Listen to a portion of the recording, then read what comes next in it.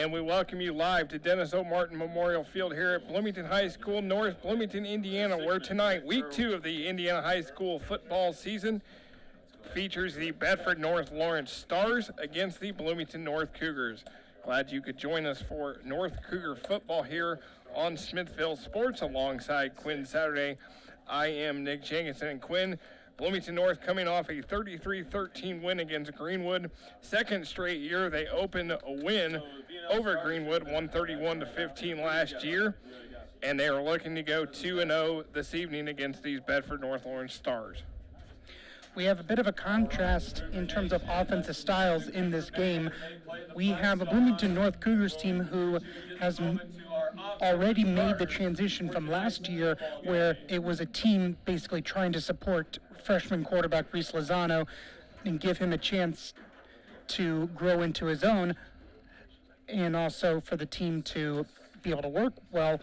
To Reese Lozano is now the guy running the machine here. He had an excellent first week, 20 of 31 passing for 166 yards and a touchdown. He also ran the ball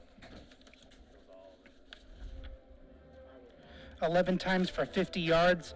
So he's already starting to feel comfortable in at the role, which we can kind of juxtapose to Bedford North Lawrence, who not only have they graduated quite a bit of the players from the last season's 8-3 team, they also didn't get to show much last week because of the running clock rules. Yeah, 40-7, they lost to Martinsville last week up in Martinsville. And there's a new rule in Indiana high school football. Once you get down by 35 points, the clock starts running, and it doesn't stop unless it's an injury or the coach calls a timeout. And regardless of the score at that point, once you're up by 35, or even if Bedford got within that score, the clock keeps running. So from talking to the radio guys at Bedford, the coaches were both frustrated last week because with the clock keep running, no matter what, you can't get these guys in. It's hard to get these guys in and out with the running clock. So yeah, I mean, I understand the reason behind the rule, and it's to basically prevent games from dragging on. But it's also, the thing is, from a coach's perspective, is that it's a very defeatist attitude, and that's what they don't like, is that they're basically saying once you go down 35, you can't come back, which isn't true. I still think that it should depend on when in the game it happens, not just an automatic 35 running clock rest of the game. But like I said, I understand both sides of the argument, and I can understand why it'd be frustrating for coaches. As you see the Bloomington North Cougars coming out onto the field, one of the, Bloomington North returned several players from last year. One guy that had a huge game last week, Balin Murphy, as the wide receiver with 10 catches, 100 yards, and a touchdown. Also, Cody Miklish, 5 rushes, 97 yards, 1 touchdown. Xavier Trueblood, 19 carries, 77 yards, 2 touchdowns. So, I mean, this is a mixture for Bloomington North in terms of their offense. They're going to either throw it or run it either way. Yeah, Balin Murphy really adds an extra dynamic to this offense, who already had a couple of well-established receivers in Jack Recker and Aaron Steinfeld, not to mention Cade Loffman, a great two-way player who can help out on the offensive end and got a reception last week. But Balin Murphy's breakout performance last week is a really big positive for this team going forward, and if he can get that kind of possession receiver who he can just kind of get for the nice 8, 9, 10-yard move the chain passes, that's going to be huge for the Cougars' success moving forward. Bloomington North looking to turn it around. 2-8 last season, 0-5 in Conference Indiana. Lost to Martinsville 31-9 in the sectional semis. 5th straight losing season. The last time they had a winning season, 7-5 in 2013, and they won the sectional that year. As you see the Cougars lining up, getting ready here for the national anthem in just a minute. Bedford North Lawrence, these two schools not far apart. Bedford's only about 25 miles south of Bloomington, right down Highway 37 slash I-69 as we get ready for the national anthem.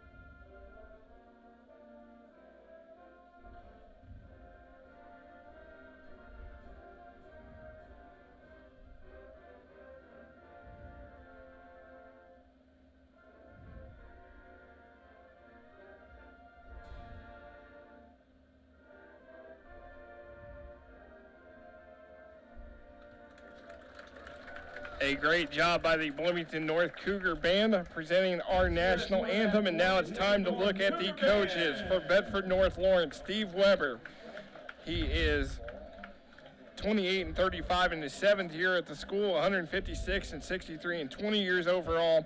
Coached at Linton for 13 seasons, 128 and 29 from 2000 to 2012. 6 sectional championships, 4 regional titles, 12 straight winning seasons.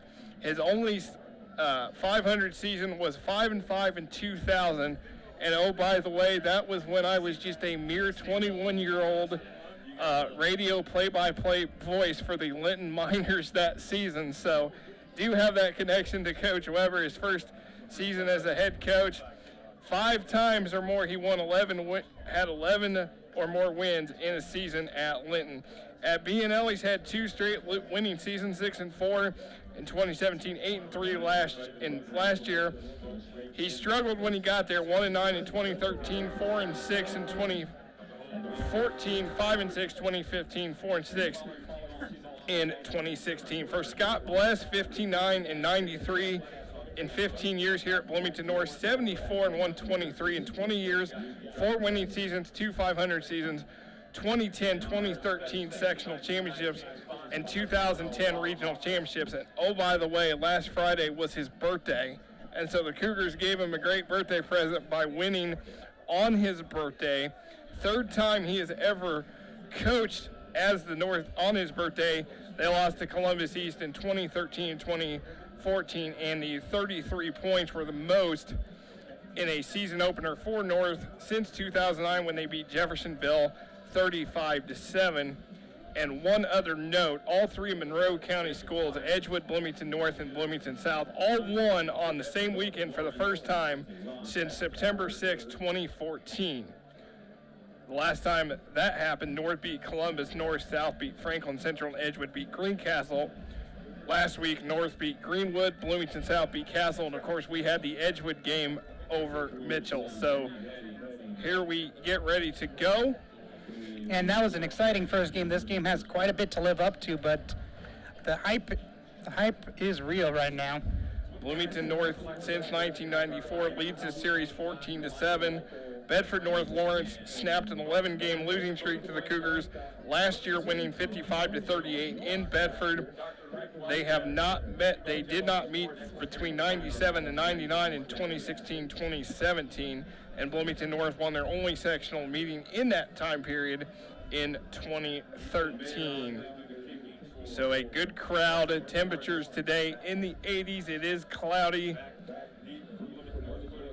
And it is a good night for week 2 of the high school football season. And glad you could join us as we are ready to get going here from Dennis Martin Memorial Field here in Bloomington North.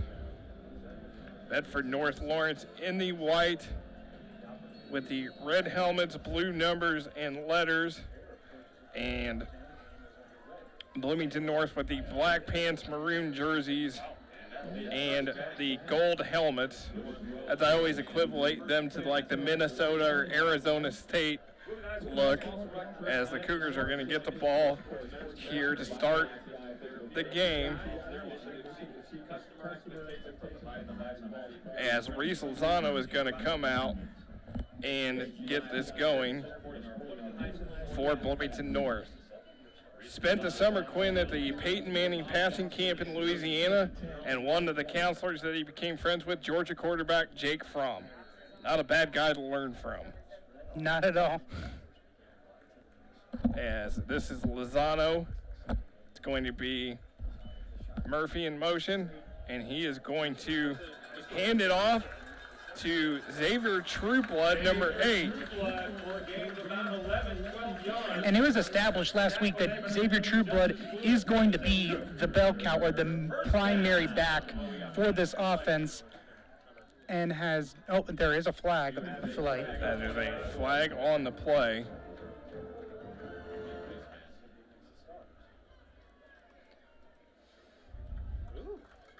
And it is against Bedford North Lawrence. Face mask on trying to bring down Xavier Trueblood. But yeah, this is a Trueblood has stepped in and has fully taken over as the primary running back.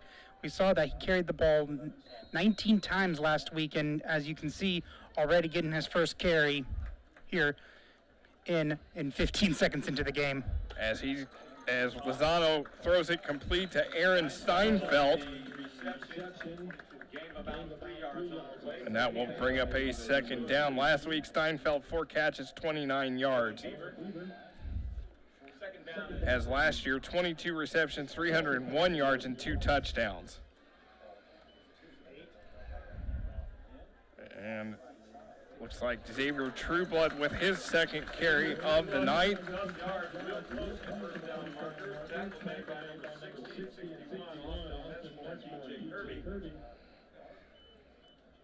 Looks like will be a 3rd and 1. It's a gain of 5 for Trueblood.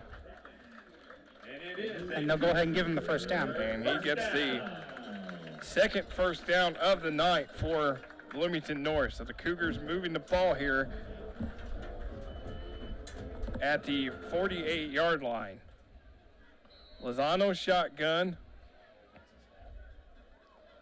Murphy in motion. Lozano gonna throw it complete and out of bounds. This is Jack Recker, number 7. You're already getting to see, like I said, a very fluid offense right now. One that already seems to be in mid-season form, just kind of like checking off boxes immediately. Gain of 5, 2nd and 5 for the Cougars in Bedford territory. And Trueblood lost it, and no indication yet. Ref has to get on the pile there.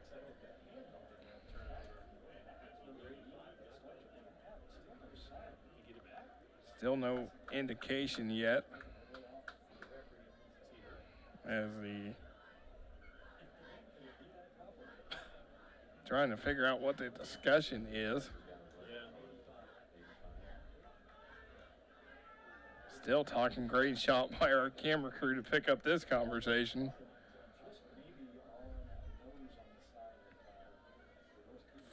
It looks like the way the position players are out there that Bloomington North did recover it.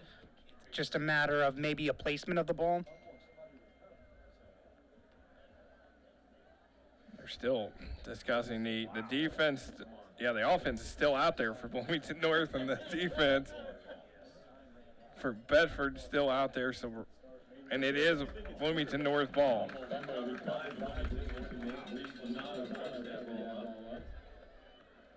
Third down, Cougars, 3rd and 8. So it's a loss of 3. 3rd and 8, right at midfield.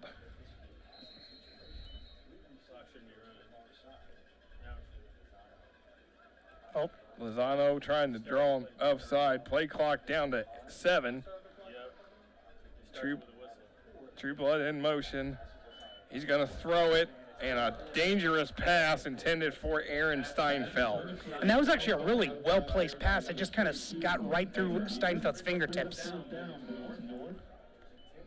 Second target for Steinfeld tonight. Lozano so far 2 of 3 passing.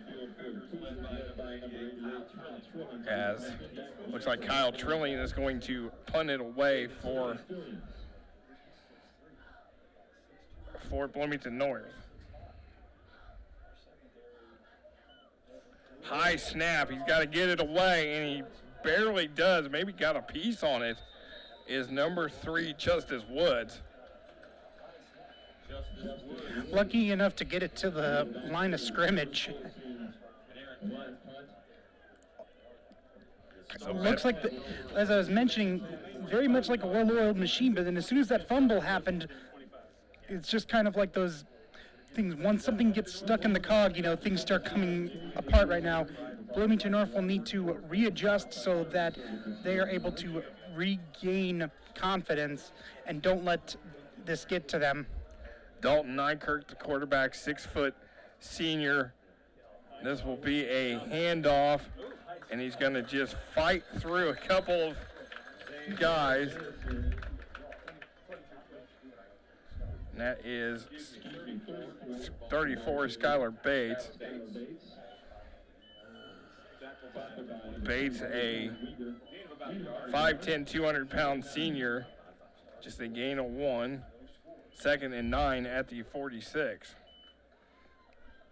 Was the leading rusher last week for the Stars, 10 carries for 36 yards. And not a lot of offense last week for Bedford North Lawrence. Tabin Stillions got the lone touchdown for the Stars on just his only carry of the game, a 2-yarder. Quick hitter is complete, and sidestepping, staying in bounds is number 9, Derek Hutchins. That was excellent job by Hutchins to not only catch that, but to have the awareness to kind of tiptoe the sideline and keep going. He gained an extra 5 yards off of that. So the first down for Bedford for B&L this drive in of this game. It's going to be a shotgun. It's going to be Bates up the middle, and he is going to get stuffed. Second carry of the night. Garrett Bruce on the tackle for Bloomington North. And it's no gain for the Stars. 2nd and 10 at the 42. You can definitely bet that after last week that the Stars really want to get off to a really great performance on their first offensive drive. And that is Skylar Bates again up the middle. He's powering his way forward past the 40-yard line.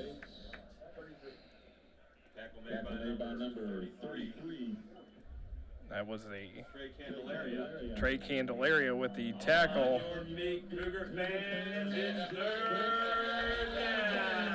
So a big third down here for for Bedford North Lawrence. 3 carries for 4 yards so far for Skylar Bates.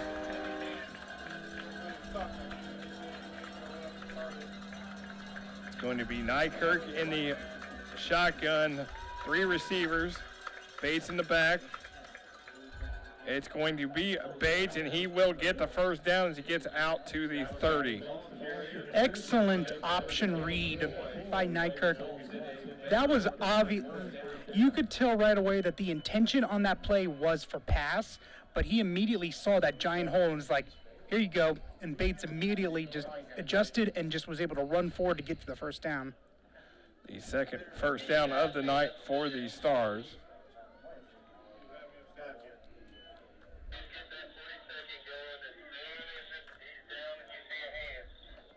And there is the pitch out to Bates. And he's just going to get, and still on his feet, past the 30, past the 25, and down near the 20. His 5th carry of the night. Well, if Dorian Duncan was any sign from last week, we might be in for a year of big bruising running backs. Skylar Bates with his 5th carry of the night as he gets out to the 22-yard line. A gain of 9, 2nd and 1. And they're going to keep it with Bates. He's going to get to Justice Woods, number 3, and a flag is on the play. Looks like it probably was going to be either some kind of illegal block or holding. And there is a player down for Bedford North Lawrence. And it's going to be an official's timeout.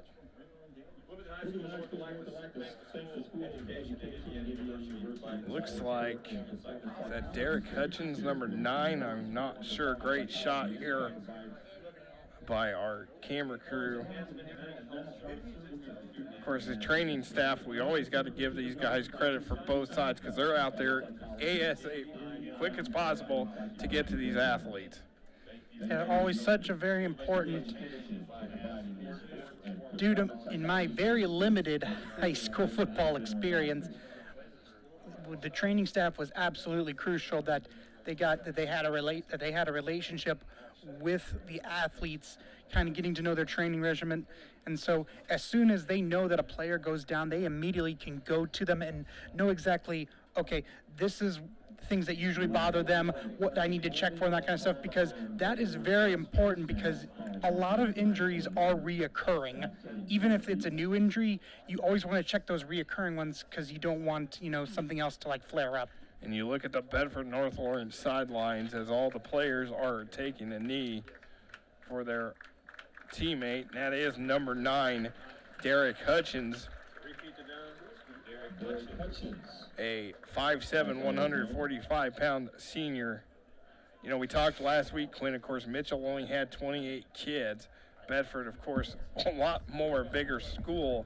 But again, this is a key player for the Stars, and you can't afford to lose your key guys.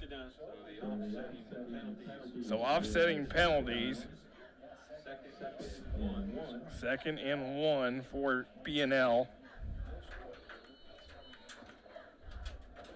As it's going to be Nykirk, shotgun, Woods. This time it is Skylar Bates, and he gets wrapped up for a big loss. His 6th carry of the night, and the Bloomington North defense all over him in that backfield. And that's the downside of having the option right there. Especially if the intention from the get-go is the run, or even if it isn't, it's a 50-50, and your initial read is the run and you're wrong, you can't take it back, because then you end up with a situation like that where you get stuffed much farther back than you initially intended. It's a loss of 3 for Skylar Bates.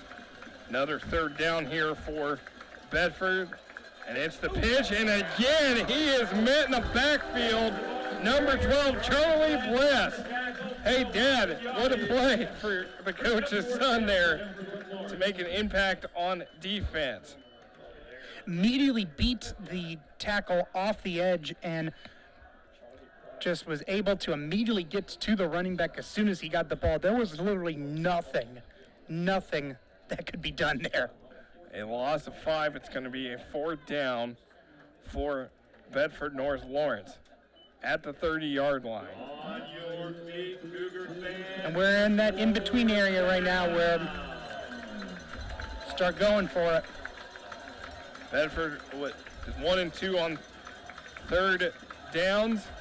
And here we go, pressure, and it is going to be Nykirk, and he is met in the backfield, and it will be a turnover on downs. Matt Grannon, number 6, with the stop. I'm not sure if the guard was supposed to pull, but in between the center and the guard, there was a huge gap that just allowed two defenders to immediately just go right through it. First of all, that was excellent awareness of just blitzing through the hole, but also might have been a miscommunication on the blocking, because with a pass play, there shouldn't have been a big hole right up the middle like that. Third straight play for Bedford North Lawrence where they get negative yards, and this is a screen pass to number 13, Balin Murphy. Jacob Terrell with the tackle. As 12-yard reception for Murphy and a third first down for the Cougars in this game. They're going to hurry it up, and it's going to go Xavier Trueblood, and he's going to bounce outside. Xavier Trueblood is to the out. Bloomington North touchdown, Xavier Trueblood from 48 yards out. Just a simple play right off the right tackle, and immediately the blocking on the second level was fantastic. Immediately sealed those off, and as soon as you get past that second row, there's nobody there. It becomes an absolute foot race, and Trueblood, as I said, really showed off in the first game of the season and carrying over into the second game. Amazing run. Kyle Trilling on for the extra, or it's going to be, looks like the extra point. Third touchdown of the season for Xavier Trueblood. 2 last week against Greenwood. Trilling's extra point is good. And the PAT is good. 7 on the board. As the Cougars lead 7-0. And again, you can't praise the blocking enough. When you have picture perfect blocking like that, because immediately he was just 5 yards past the line of scrimmage, and you already knew he was gone because of just how well that play developed and how it was able to open up an area for him. And a credit to Trueblood as well, able to turn on the jets, and also a nice little cut to the right, because it wasn't a straight shot. He did have to make a little bit of an adjustment, so a lot of credit to him as well. Last year as a junior, he had 58 carries, 198 yards, 2 touchdowns, 10 receptions, 114 yards. He was 1 for 1 passing for 51 yards and had a fumble recovery for a touchdown. So he is a senior and huge. 4 carries so far for Trueblood. As you mentioned, a bit of a kind of a, in fantasy you would call a flex player, someone who is both a receiver and a running back, but this year he's made the big transition to being to being the feature back, and an excellent, obviously a wise choice after seeing runs like that. So far 4 carries, 62 yards, as Bedford North Lawrence will return this, and it's out to the 20-yard line for number 15, Jesse Burkhart. The sophomore, 5'8", 155 pounds. So we'll be back to work for Dalton Nykirk in the Stars offense. Nykirk so far just 1 pass completed to Derek Hutchins. 8 carries so far for the Stars. Bates had 7 of them, but the last 2 have gone backwards. So 1st and 10 at the 28. And this will be Nykirk. He's going to throw it across the middle, and in and out of the hands of the Bloomington North defense. Looks like that is for Tabin Stillions, and he is down.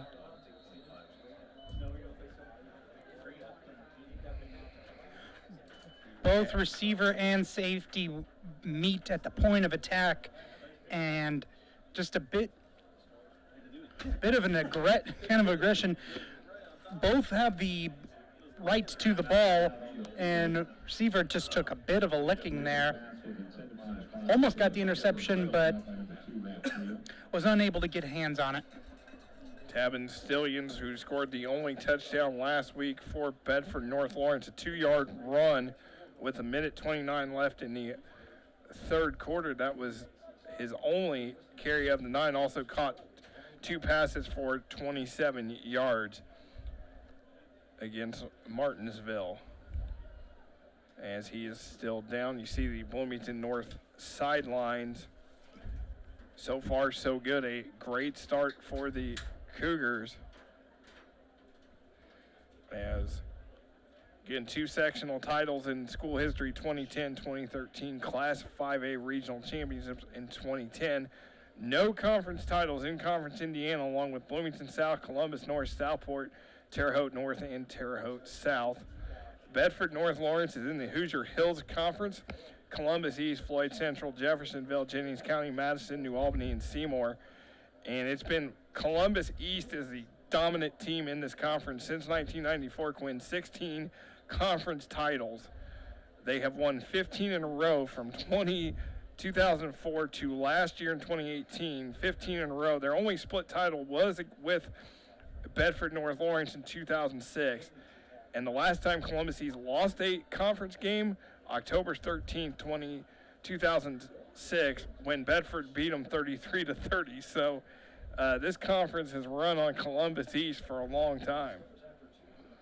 As we still down, you see the trainers for B&L. Great shot by our crew to get this young man, Tavin Stillions, as he's going to be helped off the field. And so far, 2 guys for Bedford have gone down, both Hutchins and Stillions. Both key guys. Yep. Both 2 pretty big time receivers for Nykirk to lose, and it will definitely hurt if they start falling into a hole like they did last week, especially without their receivers. As ball is 2nd and 10 at the 28. So far, Nykirk 1 of 2 passing. As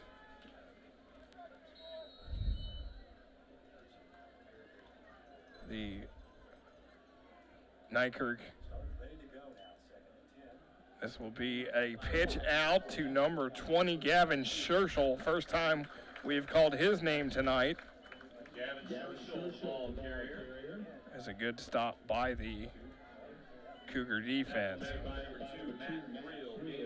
Matt Friel, number 2 with the stop, the younger brother of Ben Friel, who graduated last year. Ben Friel now playing at DePaul University in Greencastle, along with Michael Barron, another corner for the Cougars last season. 3rd down. B&L 1 of 2 so far on 3rd down conversions, and it is completed to Justice Woods, but it will not be enough for the 1st down. Yeah, an underneath out route that just was a little shorter than was necessary. Colin Weeger with the stop. Back deep from Cougars, Isaac Edsel and Colin Weeger. That will be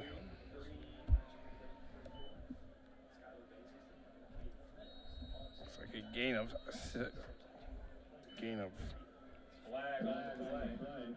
gain of 6 or gain of 5 for Woods. Then there's a flag on the play.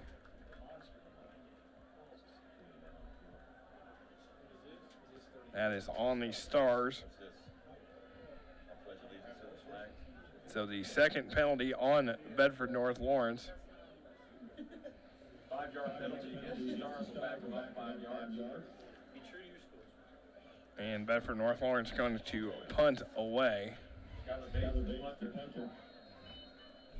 Skylar Bates will punt this away.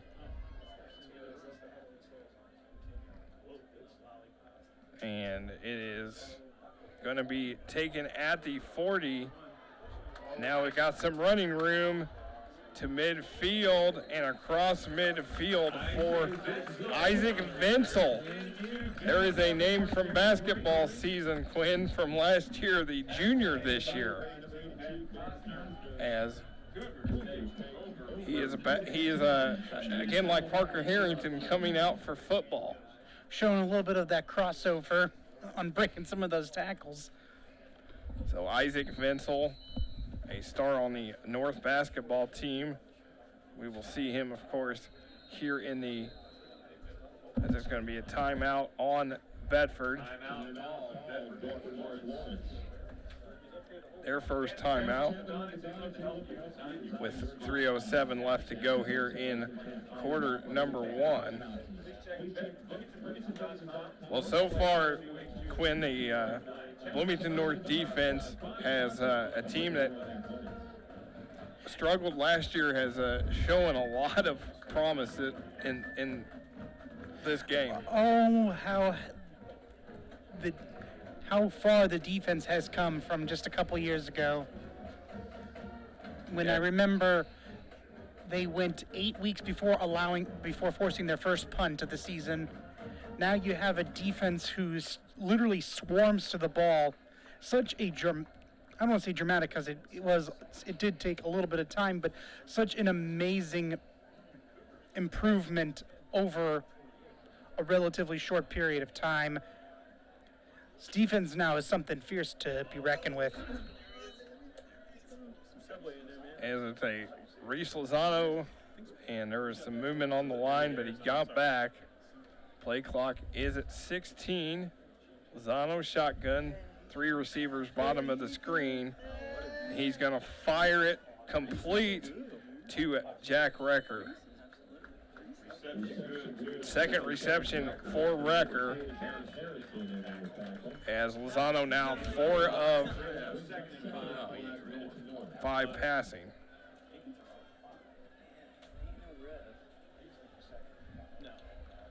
So a gain of 5 for Recker, 2 receptions, 10 yards.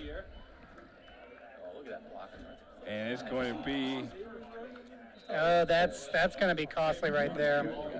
True Blood. They're going to catch Cade Loveman for a block in the back. Yeah, True Blood with a carry. They're going to get, this will be the first penalty on the Cougars.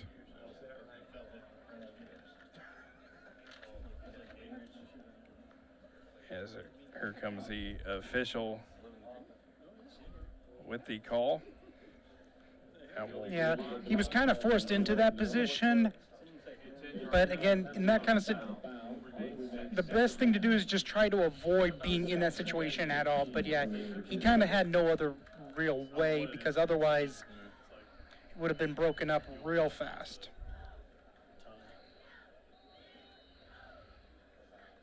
Lozano shotgun, 2.5 minutes to go here, first quarter. Lozano gonna fire it, complete to Balin Murphy, and he is gonna get the first down or close to the marker.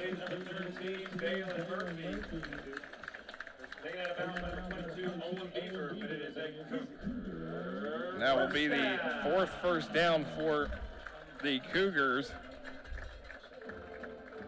as Lozano is just in control of this offense.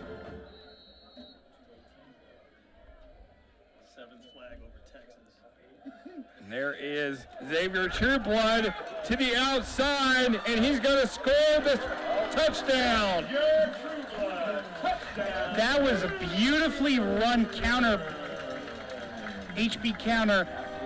Immediately have everyone going to the right side, and then just cut back to the left. We saw it on his first touchdown, how well he is at cutting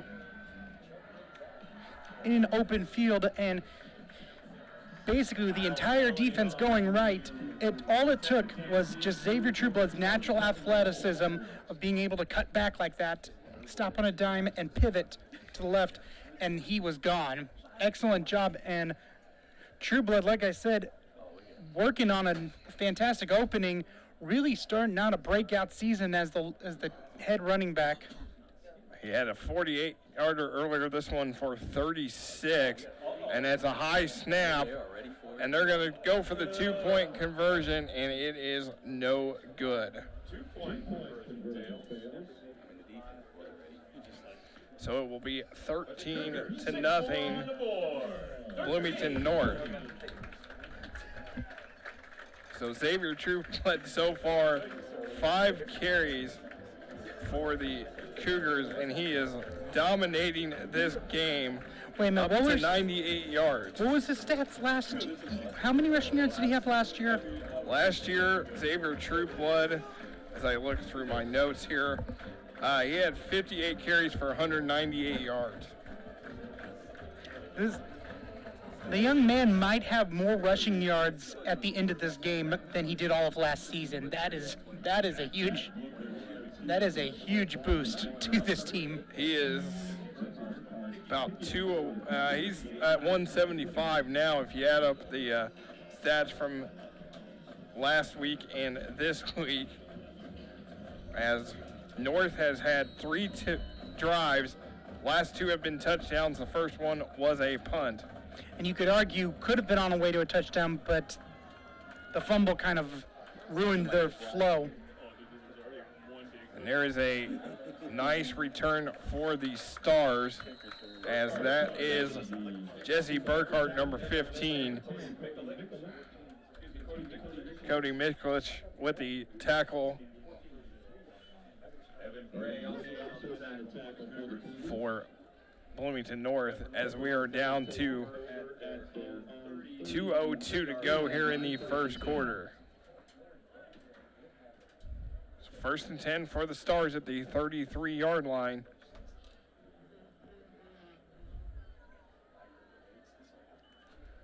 This will be a handoff for Skylar Bates, and again he gets wrapped up in the backfield. 3rd straight carry, Bates has been wrapped up, and now there's a flag. Little bit of extracurricular activities after the play had ended. That's definitely not what you want to see.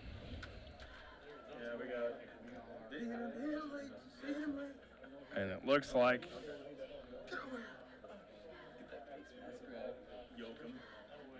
and number 61 for Bedford, DJ Kirby, the junior, goes off to the sideline, not happy, and it's going to be offsetting penalties. No, it looks like they're going to decline it instead. So they will.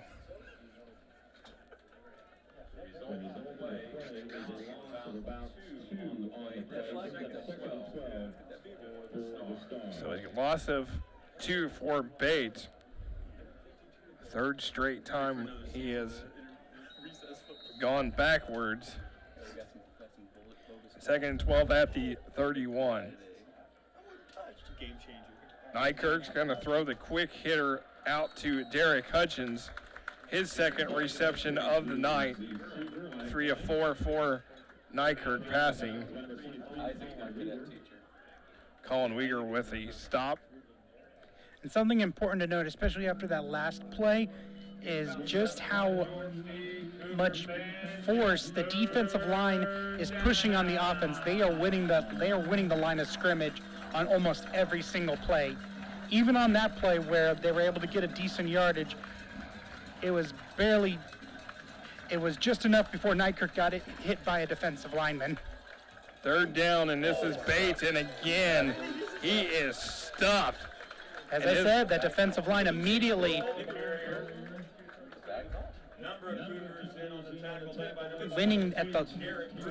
winning the battle in the trenches.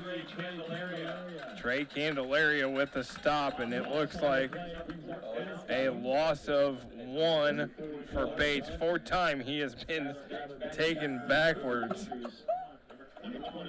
Bedford North Lawrence 1 of 4 now from on 3rd down conversions. And things aren't going to change unless that offensive line can hold up for longer than 2 seconds. And the 2nd time they have to punt, and it's a low snap. Here comes Isaac. And Isaac Venzel muffed it. Oh, did he receive possession? No way. And it's going to stay with the Bloomington North. Lucky And for he dodged bullet as as the Bedford North Lawrence had recovered it, but they just hadn't maintained possession while falling out of bounds. So the Cougars will take over.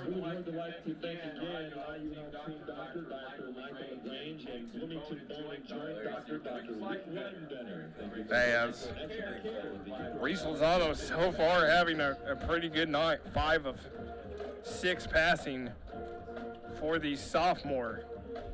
He's going to go with 4 wide receivers in the shotgun. And he's going to fire it down. And it is caught, but they're going to say out of bounds by Jack Recker. I don't care. That was an absolute beauty of a throw. Immediately perfect. Just was fighting with the cornerback and was unable to.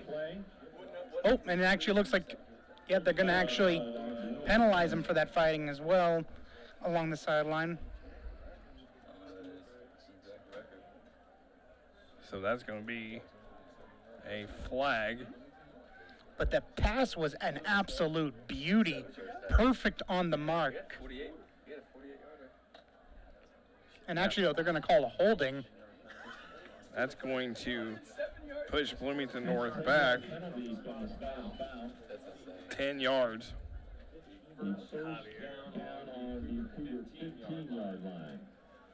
So it's 2 penalties for Bloomington North for 20 yards so far in this game. I like that. Down there. Long snap guys. Lozano. This time it's Xavier Trueblood, and he is up the middle past the 25-yard line.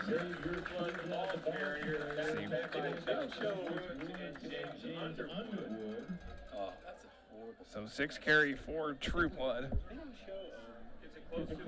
As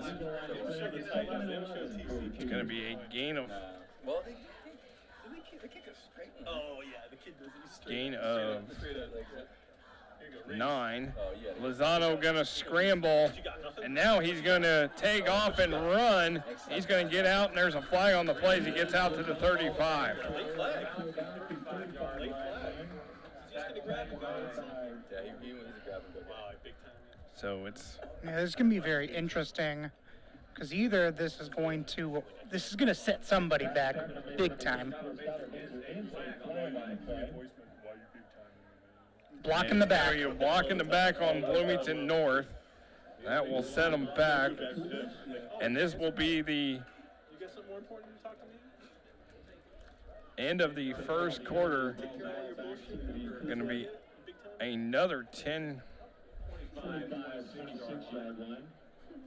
Another penalty on the Cougars. As They scored on that time down last week. This happened last week. and of course it's going to be a untimed.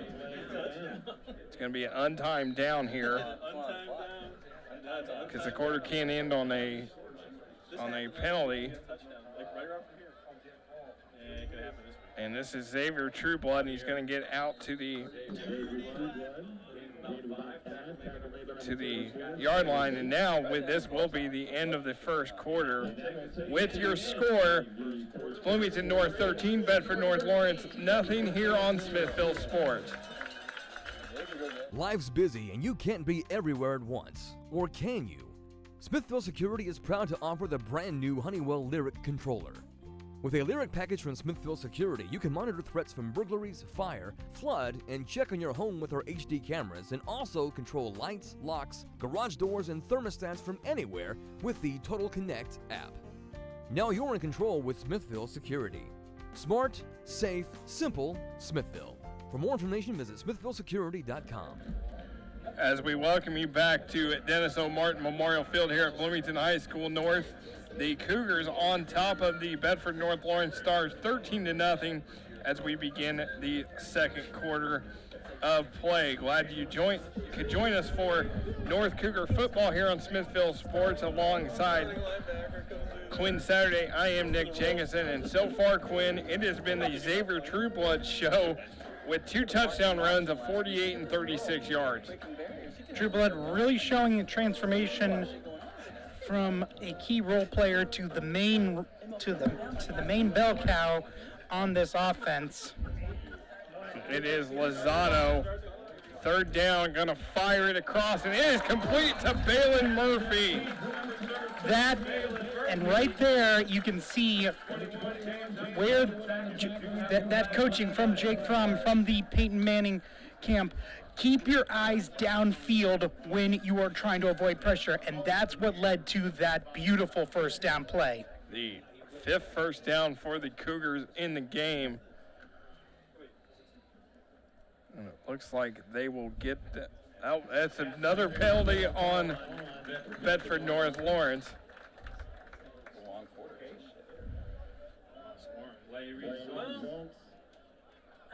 And they're going to decline it. So an 18-yard reception for Balin Murphy. 1st and 10 at the 49.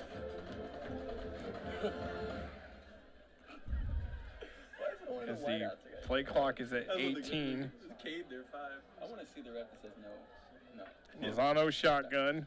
Have you ever seen one say move back? He's going to take off running, and he's going to get a nice block from Recker, and he's got the first down and daylight for the first down, the 6-1 of the game for Bloomington North. Lozano's second carry. And that hole was so minuscule, and yet he was able to dart through that so quickly. Really showing his athleticism on play. After showing how great he is passing the ball, an excellent show of his feet as well. And that is, I think that drop, that was incomplete, intended for Murphy. Murphy so far 3 receptions. And Murphy has already shown why he's the primary target so far for Lozano this season. 2nd and 10 at the 29. He's kind of a chump in the whole 100 yards receiving last week for Murphy. This is Xavier Trueblood, and it's another big run up the middle for Trueblood. Blocker is going to hit the edge and get to his touch pylon for a 29-yard touchdown. There's just no one in the secondary. There's just no one on the secondary. Once you get past the linebackers, there's no one in the secondary who can catch up with him. 3rd touchdown run for Xavier Trueblood. 48, 36, and 29 yards. And conversely, as I mentioned, that the defensive line for Bloomington North has dominated the offensive line for Bedford North Lawrence, the inverse is true as well. The offensive line has, and the team as a whole have done some masterfully well done blocking. And Trueblood really just getting to shine in this game. Well over 100 yards now. 3 big runs for Xavier Trueblood on 8 carries. And he had 2 touchdowns last week against Greenwood. Now he's got 3 tonight here in the first half against Bedford North Lawrence. A senior and a great start for Xavier Trueblood. And again, we are possibly, we are about 15 points away if North kicks his extra point from the mercy rule, the possible running clock. So something to keep an eye on. As Lozano going to go to the end zone, and it's just a jump ball, and it's caught for Recker. So it is absolutely amazing to see a high school sophomore quarterback throw such a beautiful back shoulder jump ball. I mean, that had the perfect arc, the perfect length. It was an absolute beauty of a pass. That's the kind of stuff that you would expect a Manning to throw.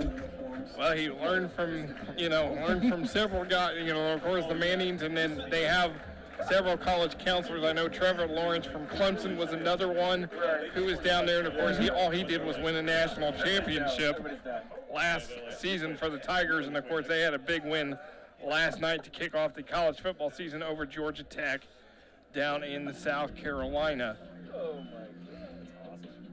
I would think that, Lozano is probably invited back for next summer. If he's not gonna get the invite, he's proven it right now. So Matt Friel will kick this off for Bloomington North.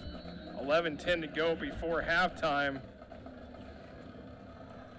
As 4 drives for Bloomington North, 3 touchdowns, and a big stick for the Cougars on defense.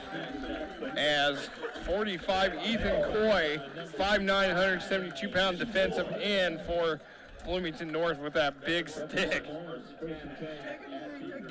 All of the momentum is on Bloomington North's side right now. You can just tell already that this team has something going for it right now. When I say something going for it, I mean something intangible, a chemistry among them already.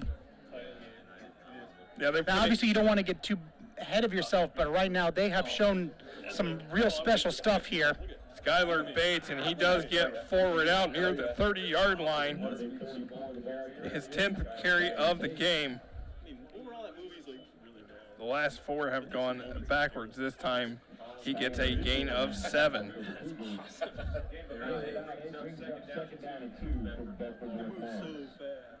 So the ball at the... And this is extremely important for Bedford North Lawrence.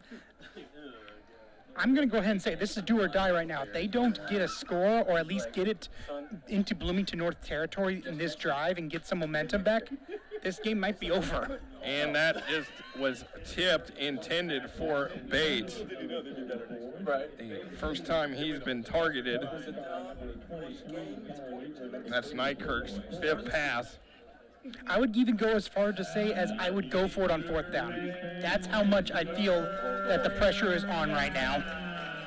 So far, Bedford is 1 for 4 on 3rd down conversions. As Nykirk gonna operate. And he's got to try to find, and he's going to go nowhere and get taken down. And that is now 1 for 5 on 3rd down conversions for the Stars. And now is because that's because any running lane was immediately sealed up because the offensive line got immediately stood up by the defensive line. A loss of 1 on the play. So far, Dalton Nykirk, 2 carries for -4 yards, and this looks like it's going to force B&L to punt for the 3rd straight time. Yeah, you're really surprised. There's the pressure coming and barely gets it off. Mom comforted. Mom understands. Runs into his own man. Now he gets a block. Here we go.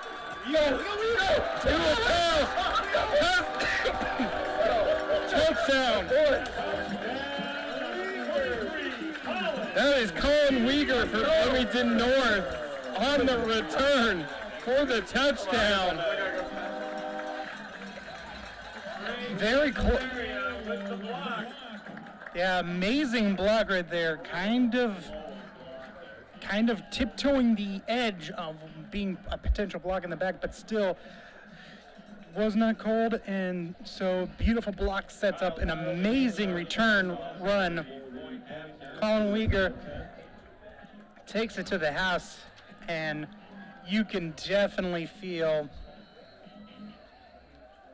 Bloomington North is just on fire at this moment. And they're going to have we'll talk about their schedule because it will not get easier coming up as Trilling's extra point is good. This definitely feels like a team, though, that wants it to get tougher, though.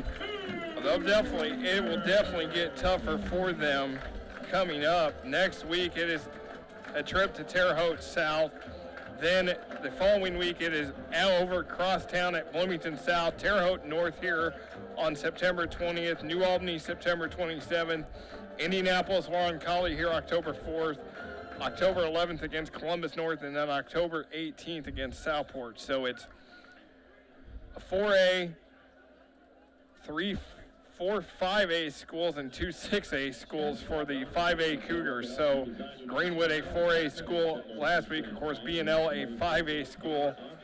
So it is, but this is all Bloomington North at this point. And now we are just one touchdown away from the new run rule in football. When a team trails by 35 or more, then it becomes a running clock. And the clock will not stop even if Bedford gets within 35 points.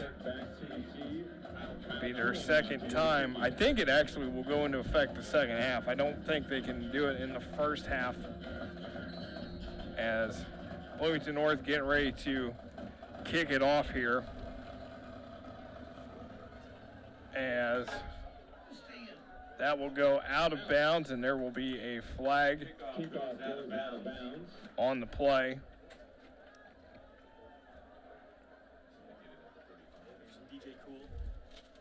So take everything I said about needing to score on the other drive and basically just throw it out of your mind. If you are Bedford North Lawrence, everything, the momentum was culminating to that punt return for a touchdown. Now that the top has come off, take advantage of it right now. There is a thing as having too much momentum, if that makes sense, because then you start becoming a little settled. Right now, Bedford North Lawrence needs to take advantage of that, and I expect some screen passes, something to help the offensive line gain a little bit of confidence, because right now that offensive line is not helping. 1st and 10 on the 35, number 22 with the carry, and that is Owen Beaver. First time we have called his name tonight. And that was a really good first showing from that offensive line here on this drive. You can definitely tell that with having to deal with it last week with the 35-point running clock rule, that they know they're up against it right now, that there is no margin for error anymore. They don't want to have to go through the same thing again. Gain of 9, and this is Skylar Bates, and he will get to midfield, and that will be the third first down for Bloomington, or for Bedford North Lawrence, as they move the chains. As I was saying, you could definitely tell. It's funny, as I said, you usually think of momentum as being a good thing, and that it can just pile on top of each other. But like I said, sometimes you can take the roof off, and we've seen this sometimes in like college and in the pros, where you just start winning everything, and then you have this miraculous touchdown, and then things start settling back a little bit. And so Bedford North Lawrence needs to calmly, collectively. And that's intercepted. And that is Colin Weeger with the interception.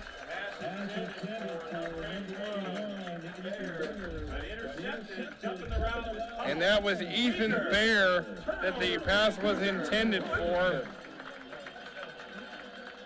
And it just kind of goes from pad to word. Oh my gosh.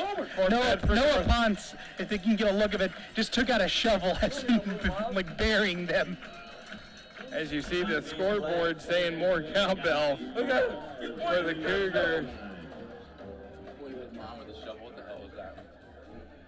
And Bloomington North will get it back here with 8:18 before the half. And in Bedford North Lawrence territory, Lozano going deep, and that is intended for Loffman. That is going to be pass interference on B&L.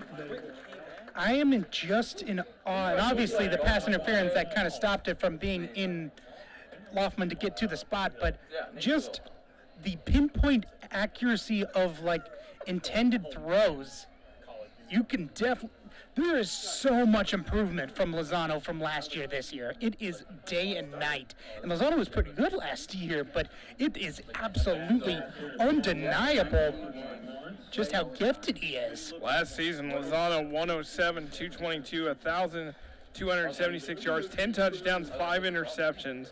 He had 116 carries for 184 yards, 4 touchdowns, and he also scored on a 2-point conversion last season. So, yeah, he's drastic improvement so far from his freshman to sophomore season. No sophomore slump for Lozano so far.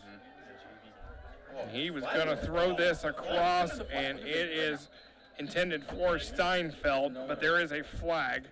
I'm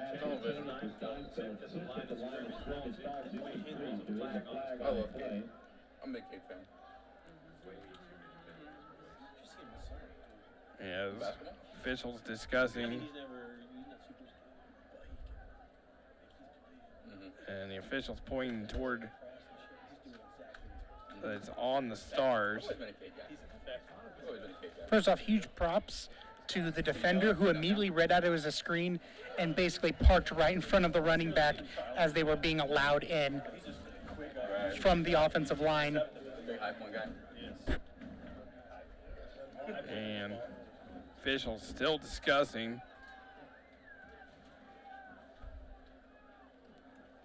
As Saw Spear for the first time in a year. close to the 8-minute mark here. Dude, nothing, man. Nothing. Now he's going to go over and talk to Scott Bless. And it looks like they will move Bloomington North back Nothing. You know, homeschool, working. Oh, factory ringtone? 5 yards. This says a lot about you.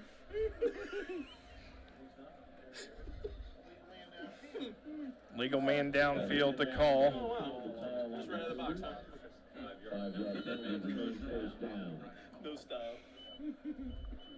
First and 15 at the 31. Lozano gonna go again to Loffman. Oh, he can't hold on or can't grab it. Tried the one-hander, incomplete. Great job jamming him kind of within those first 5-10 yards. Kind of had to play a little bit of catch up. If there's one thing I have noticed is that a lot of Lozano's passes, for as beautiful as they are very West Coast style in terms of I'm throwing it to this location and the receiver needs to be there. Which, nothing wrong with that, but you end up with passes like that. And then Lozano gonna keep it and get stuffed. His third carry of the night. It's gonna bring up a 3rd down. Skylar Bates on the tackle. And that's going to be a loss of 2 for Lozano. North 0 of 1 so far on 3rd down conversions. I would love to coach like JFL, just middle school football. Just getting these kids. One in the back, trips, Oh, yeah. top of the screen.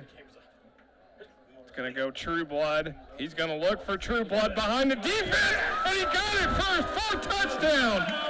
I was about to call it that they're running one of my favorite plays that I ever run whenever I'm playing football video games, and that's to have the running back immediately just start running out from the backfield as if it was going to be like a little bit of a hitch or a screen, and then immediately just dash downfield. Your cornerbacks are already occupied by the receivers, so now you're going to end up with a situation where you're either with a safety or a linebacker. And we know from previous experience that Trueblood is as much a receiver as he is a running back. So excellent job to go ahead and convert that. And that is now 4 touchdowns by Xavier Trueblood. And now it is 35. I hope you started him in your high school fantasy football league. Man, 35-0 now, Bloomington North over Bedford North Lawrence, and it has just gone from bad to worse for the Stars, as now it is guaranteed a running clock will occur here in the second half. In the oil fields. So the But yeah, to break that down, when you have your receivers like that, you already have your corners kind of set on the receivers. So when you then have your running back basically run a go route along the sideline, you're basically trying to make catch up with either a safety or a linebacker on him, that kind of situation, and that's why it's such a it's one of my personal favorite plays in football, especially when you have a running back with the ability to catch, like Xavier Trueblood. Lozano, his second touchdown pass of the season. He found Valen Murphy last week against Greenwood. And Xavier Trueblood, he has 5 rushing touchdowns and 1 receiving touchdown. And how about that for your first reception of the year? It goes for a score. And now the Stars get to the 20-yard line. Well, they'll have another chance. But Bloomington North, 5 drives, 4 touchdowns. It's just incredible. Not to mention the Colin Weegar punt return for a touchdown as well. Stars get it 1st and 10 at the 21. Approaching 7 minutes to go here in the second quarter. Stay tuned. We'll have a great halftime feature for you. Put my papers in. This is Justice Woods with the direct snap. That was his first carry of the evening.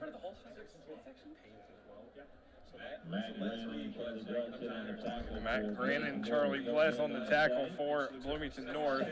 No gain for Woods. Oh. Yeah. And Why? Yeah. we were going to see the Bedford radio Weird move. guys were telling me before the game we were going to see Woods at quarterback, probably the most athletic kid on this Stars football team. She's meeting him. And he pitches it off. What does that mean? And that's Gavin Scherzel as he gets out to the 25, his second carry of the night. That is weird. Sam Rosinski with the stop. And if you notice, Quinn, it's a lot of basketball players that are getting their names called tonight. Look at this guy. Bad news. Bad news, Baron. Bad news, Baron. What happened? Oh, shoot. So a gain of 4 for Gavin Scherzel. No way, not mine. And it's a 3rd down for Bedford North Lawrence. 1 of 5 so far on 3rd down conversions. This is going to be, and it's going to be a handoff, and that will not be enough. It's about May 25th. For seniors. Owen Beaver.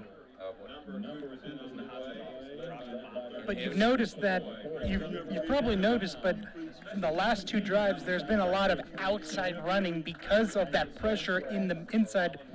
It has basically been way too much.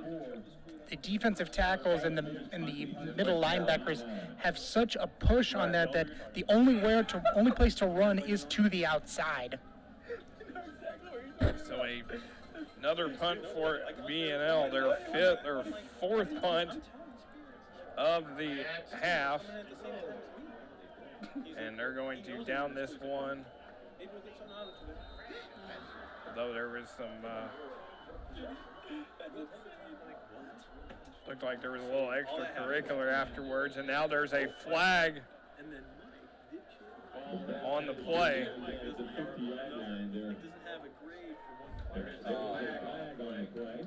he's going door to door to get someone like help. Oh, I need to be able to make it this. Looks like they're gonna.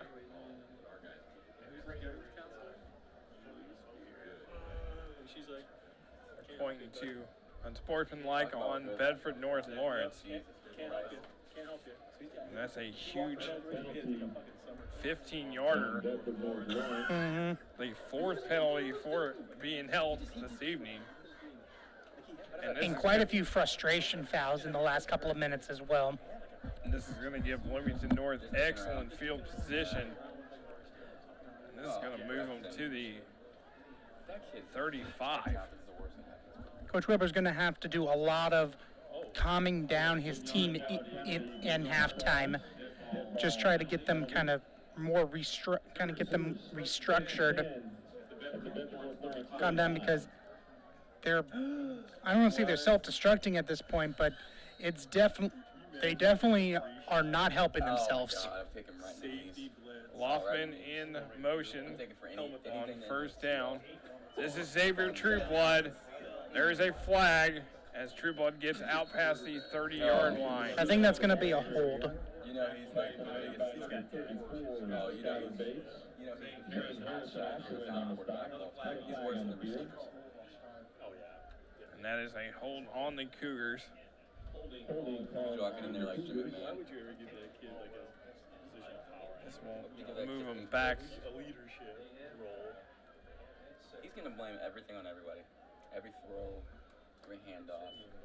Yeah. He would be the As you can see the bottom left screen there, there are, you see the play calls. the longest yard remake and just let him go. Just let As him you see the yeah. It's always interesting as this one is complete 30 yards. to Balin Murphy.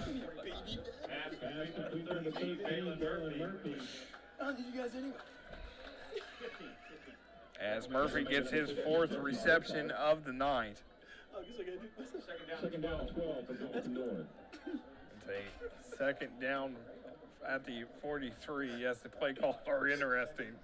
The signage, I don't always particularly like those. Steinfeld. Boom. And it is Steinfeld complete with the reception, his 2nd reception of the night from Lozano. That's all you can do, really. You get stuff like that. And you have no way to get away from that sack. Your high point. 3rd down and 8. That's a buddy pass. Key play for Bloomington North here. We'll go Cade Lofton, one-on-one coverage here. Cade, God.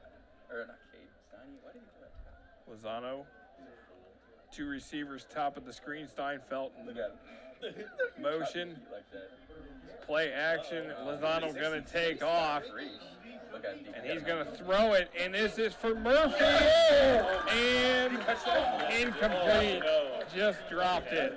Yeah, he had the catch, but he also had a defender, the way he had his arms positioned, he basically had a defender in between those, and so very easy for the defender to break up the play, but the pass was on target. He's got a wristband. North 0-2 for on 3rd down conversions, as this will be Absolutely, Russell Wilson. 4th down, and North going for it the first time tonight. At the Cougars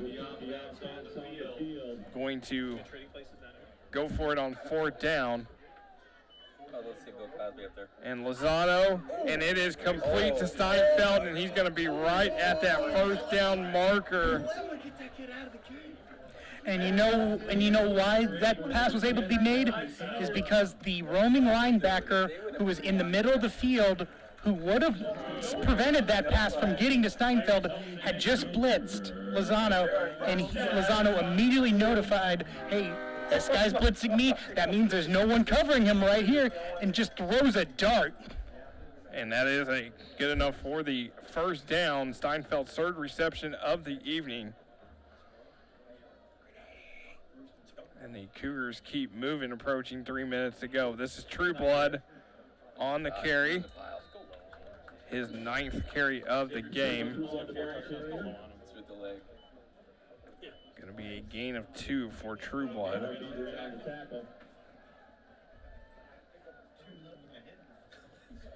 Bloomington North so far, 12 carries, 9 from Trueblood, 3 from Lozano. Cody Miklish, we have not seen yet on offense, the freshman. As Lozano going to Steinfeld, wide open touchdown. Aaron Steinfeld, a 23-yard reception, his 1st of the year. Lozano's 2nd pass of the night, and Lozano's 3rd touchdown already, pass of the season. Just a straight seam route. Again, down the middle of the field, no safety there. Immediately was able to kind of look him off a little bit and just throw beautifully, just a beautiful pass for a touchdown. Getting to see, we talked about Steinfeld being a breakout player last year. And we're finally getting to see him. That was a 2-point conversion. That is no good. But we're starting to see that chemistry that happened between those two last season kind of take form. And now you add Steinfeld and Murphy, and you have two receivers that Lozano is brain link connect, that is Ethernet connected to them, mind to mind, and knowing exactly where they are and where they can be so that they can help out their quarterback. That is so useful when you're able to have that kind of connection with a receiver, and he has it with two. 41-0. As penalty will be on Bloomington North. The 7th penalty for the Cougars. This will back them up. 2:31 to go here before halftime. Next week we will be over at Edgewood. It will be Cloverdale at Edgewood. 7 o'clock kick. The Mustangs 44-30 winners over Mitchell last week. And they are at Monrovia tonight, the first time since 1998 that they are playing Monrovia. And Monrovia won that game in 1998, 29-28. Edgewood leads that all-time series 15-9. So Cloverdale is playing Greencastle tonight. They lost to South Putnam 33-14 last week. As Kyle Trilling going to kick this away. And it's going to be taken at the 20. And here is, a nice tackle by Cody Miklish. As Grant Todd, the 6-foot, 160-pound sophomore for the Stars.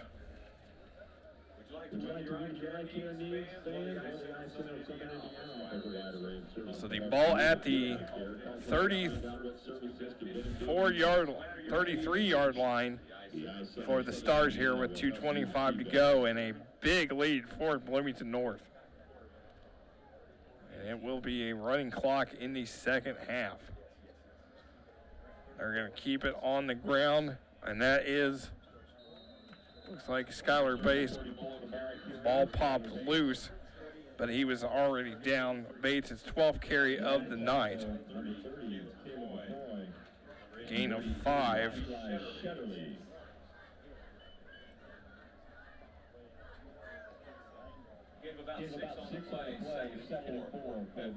So a gain of 6, 2nd and 4 at the 39. Nykirk, shotgun. It's going to be another handoff up the middle. And that will go for Skylar Bates, 13th carry of the evening. He's going to get to the 42, so a gain of 3. And it's going to be a 3rd and 1 for the Stars. So the Stars again, Quinn, they have been only one time they have been successful on a 3rd down conversion. I expect a play to the outside. And there is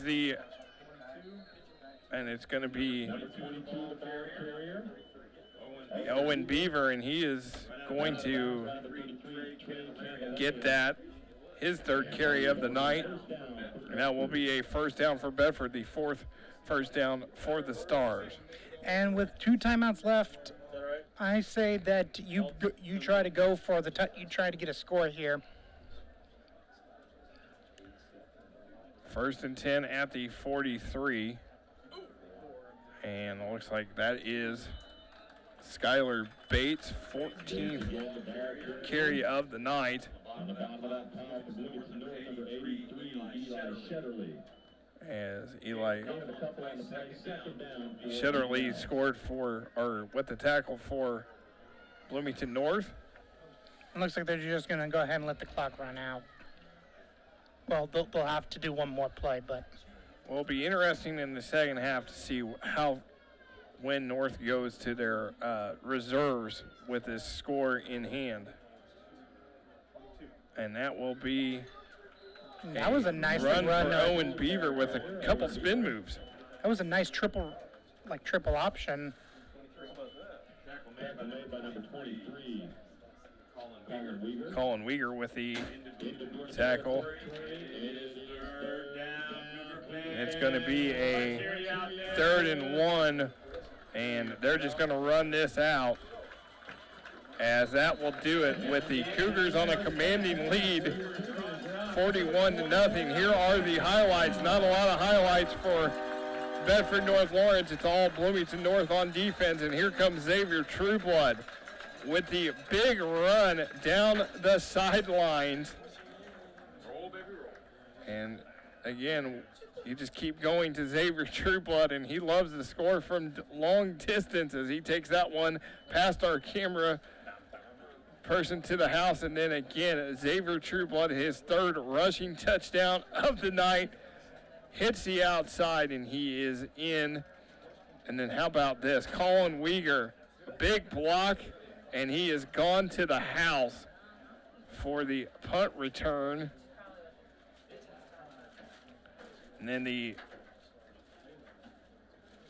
defensive interception, and then Reese Lozano going to the air for Xavier Trueblood.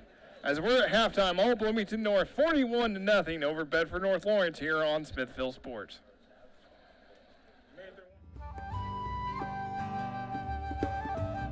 Indiana is known for its limestone. In fact, Indiana limestone is used all over the world. But every year here in Ellettsville, Indiana, the Limestone Symposium happens. Let's find out a little bit more about that.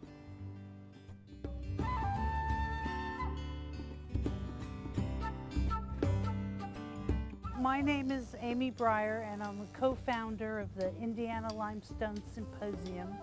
It's a 3-week-long event held every June. This is the 23rd year, and we have carvers who come from local and all over the country to carve limestone and be together and make a lot of dust and noise and have a good time. I got a Bachelor of Fine Arts, and right afterwards did a study abroad summer program in Italy, went to Carrara, fell in love with the stone, everything, the culture around it. I was fortunate enough to get hired at the Cathedral of St. John the Divine in New York City, which has been under construction on and off for over 100 years. I was carving Indiana limestone there for 6 years, 3 years purely by hand, so I really became intimate with the stone, and it became my favorite carving stone. The limestone is soft. It finishes with a chisel. There's no polishing and all the processes that one goes through with marble. And it's also kind of our American stone. It's the what we call the fabric of many, many historic buildings and monuments and state houses, and even down to porch steps and door sills. I think it's in every state in the contiguous U.S., and it comes from right here. All throughout Europe is a tradition of stone symposium. The first one I saw was in Carrara, for example. They took a piazza, they put about 8 or 10 quarry blocks of marble in the piazza. Then they invite artists to come, carvers to come and work on site. It's a public event. Everybody watches. So I came here and thought, why isn't there one here? It's the perfect place. So this one is really a workshop, although we call it a symposium. My name is Kathy Haggerty. I have several businesses in this county, so I've I'm a pawnbroker. I also deal antiques and collectibles, and I love limestone carving. I'd advise anybody to give it a try. You know, you never know till you try something. I was intimidated. I thought, oh, I'm not a professional. There's all these people that are going to know what they're doing, and I just can't do it. I came anyway, and I say it's been probably 8, 9 years. I come back every year. There's no pressure. There's no competition. You're not here to compete with anybody. I love the people. It's just a great energy. There's all these really interesting people, just really talented, and maybe we're oddballs, I don't know, but it works out really good. I do things, I guess you'd say they're much more whimsical because they're fun. You know, I've got the fat cat I did. I have 2 gargoyles I've done before. I did a big horse head one time. They're things that I just want to do. They're not necessarily a big art piece for money for anybody. There are people here that are professional that do big pieces that are installed across the nation or the world. I do it for fun. I do. It's just fun if somebody can look at a piece and smile and go, that's what it's all about. This still goes strong. There's people that work like crazy to keep this going every year. It just gets better and better every year. We wish more people would join and come play. You know, beautiful weather. I mean, oh my gosh, we're out here in nature, and something so primal about beating on a rock, you know, like cavemen. And you can move that stone, you can change it, and it's a very powerful driving force, I guess. It's just fun to do. So that's it. It's got me hooked. I think we have more returnees than newbies. So that's a good sign, but I would like that to equal out if, you know, because the returnees were all newbies once. People think, oh, I have to be an artist, or if anybody just feels like they might enjoy banging on stone, come. We have hand carving, and we show you how to do it, and we start you off very simple. We even have things you can copy, and we haven't had an unhappy customer yet. And typically people start out hand carving, and if they really get into it, they graduate into the power tools. So that we've got going on the other side with pneumatic hammers and saws and all the toys that you could want. And we have people who've been coming, you know, for almost as long as we've been going. We have had participants and guest carvers from England and Japan. It's really a little family. Yeah, my name's Nicholas Fairplay, and I work as an architectural sculptor. I'm mainly here just for teaching the symposium, and it's nice because it's Indiana limestone, which is quite a nice stone for beginner carvers to work on. It's not really hard, and it's pretty durable. It's pretty prevalent in architecture in the U.S. But it's nice that actually at the symposium there are students from all over the country. We have students from sort of Cincinnati, Florida, Washington. So it's nice that they've come from quite afar. A lot of work that was done by hand or done with pneumatics is being done by CNC machines. So just like any other industry, building cars, the stonework, it's exactly the same. There's probably 80% of it has been taken over by CNC, whether it's saws or milling machines, and that kind of is cutting down the hand labor. And there's not many. I think the big problem here in America is there's actually not many places to go and learn. There's no really colleges to go learn this at. When I apprenticed in England, there were 400 stone carvers.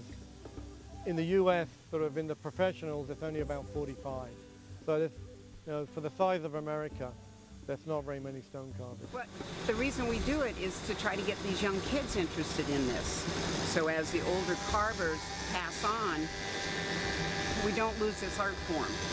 People build as cheaply as they can. They don't want to pay for stone carving. But once people see what this is, there's a 10-mile swath from Ellettsville to Ulithi. of the best limestone in the nation. And this is where it comes from, the Empire State Building, the National Cathedral. We take it for granted. Well, you just have to start somewhere. So you just best to come to a symposium or something and actually try it out, see if you like it.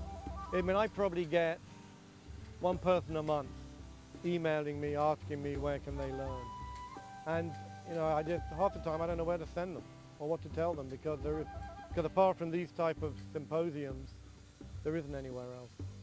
It's addicting. It's the rhythm of it, the feeling of chipping through the stone. It's just a delicious thing. Walking around the symposium work area, I got a chance to speak with some of the sculptors. What I'm doing right this morning is what's called getting off the block.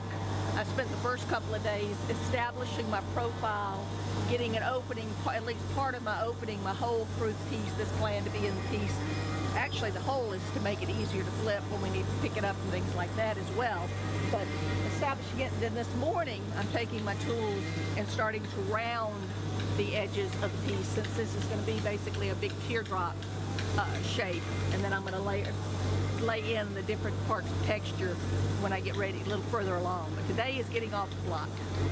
I'm Cheryl Lawrence. I live in Indianapolis and teach at Ivy Tech Community College, Fine Arts there. And I've been coming to the symposium since 2012. At that time I still lived in New Mexico and I was thinking about moving here. And then I did move here and I thought now I have the best stone right in my backyard. So I've been coming since and I've made a whole new group of sculpture friends here. Good deal. So we headed over here a couple of days back and there was just a chunk of limestone here, just a big chunk of limestone. And in that time, you created something absolutely incredible here. You're working from this little model here, right? Yeah, it's epoxy clay, so it hardens, which is great out here because it doesn't soften up on me or, you know, melt in the heat. Okay. And I can handle it without it distorting. And that is going to be that, or a version of that. I like to work from a plan, but I like the spontaneity that happens when you carve the stone. Right. Because you just kind of, it's also bigger, and you just kind of start to get to dance around it and explore new possibilities, and I like to just let that happen, solve it as I go. We also got a few words from John Fisher, a master carver and one of this year's featured instructors. I want to teach a certain method of carving. So I believe it's the ancient method of carving, but that method has been lost over the centuries. So what is this ancient method? What's different about it? The difference is basically you should never look at the front of your chisel. You should never be able to see the front of the chisel. Because if I'm seeing the front of the chisel, I'm looking at the stone I'm taking away, which is my waste material. Okay. And if I can see the front of the chisel, the stone will fly back to my face. And I potentially would go blind if I didn't have my goggles on. Sure. Okay. But the ancient method, also, if you carve the material in front of you, this material is backed up by material. And so it's harder to take off. However, on the very edge, what I call the profile is not a volume, it's a line. And that line, you can say, is either correct or incorrect. And if it's incorrect, you could draw a new line, and then you put your chisel on the line, and you hit, and you're looking behind your chisel, and the chip flies away from you, and it breaks exactly on the line. So I draw a new line, right. Say that's my new line. Gotcha. I put my chisel right on the line, and I hit, and it breaks right on the line. And so now I have a new line, and if that line was the line of a shoulder or a knee or whatever, then I've defined that line. We came back a few days later to see how some of the sculptures had progressed. Most of the things that have been done recently was, particularly yesterday afternoon on Sunday, was open this out more and start actually defining the shape that the whole opening of what we call negative space is going to have.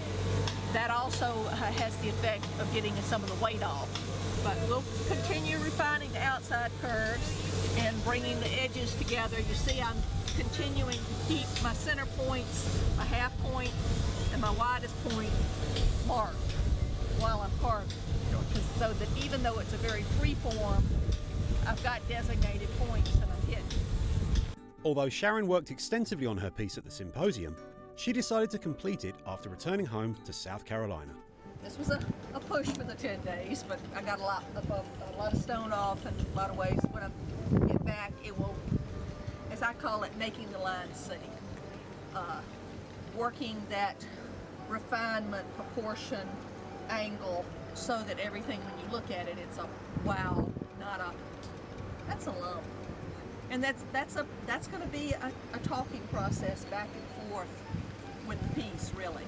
So you're happy with your 10 days, what you've done in that time? Oh, absolutely. And, you know, these folks are always wonderful. It's like I say, today, this was going to be a little complicated.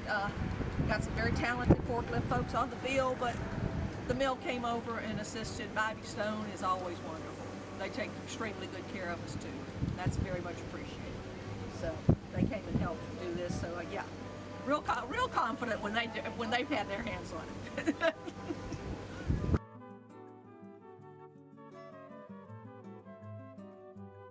Cheryl didn't finish her piece during the symposium, but she did send us photos of her finished gorilla.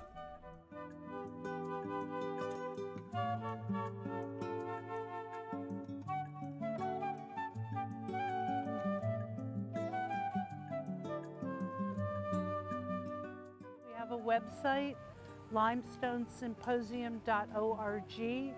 Tons of information there, videos, all sorts of things.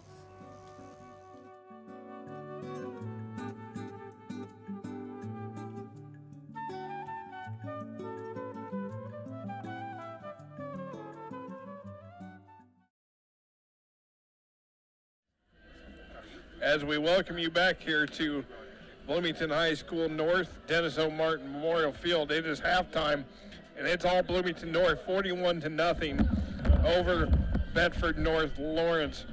Glad you could join us for North Cougar football here on Smithville Sports. Alongside Quinn Saturday, I am Nick Jenkinson.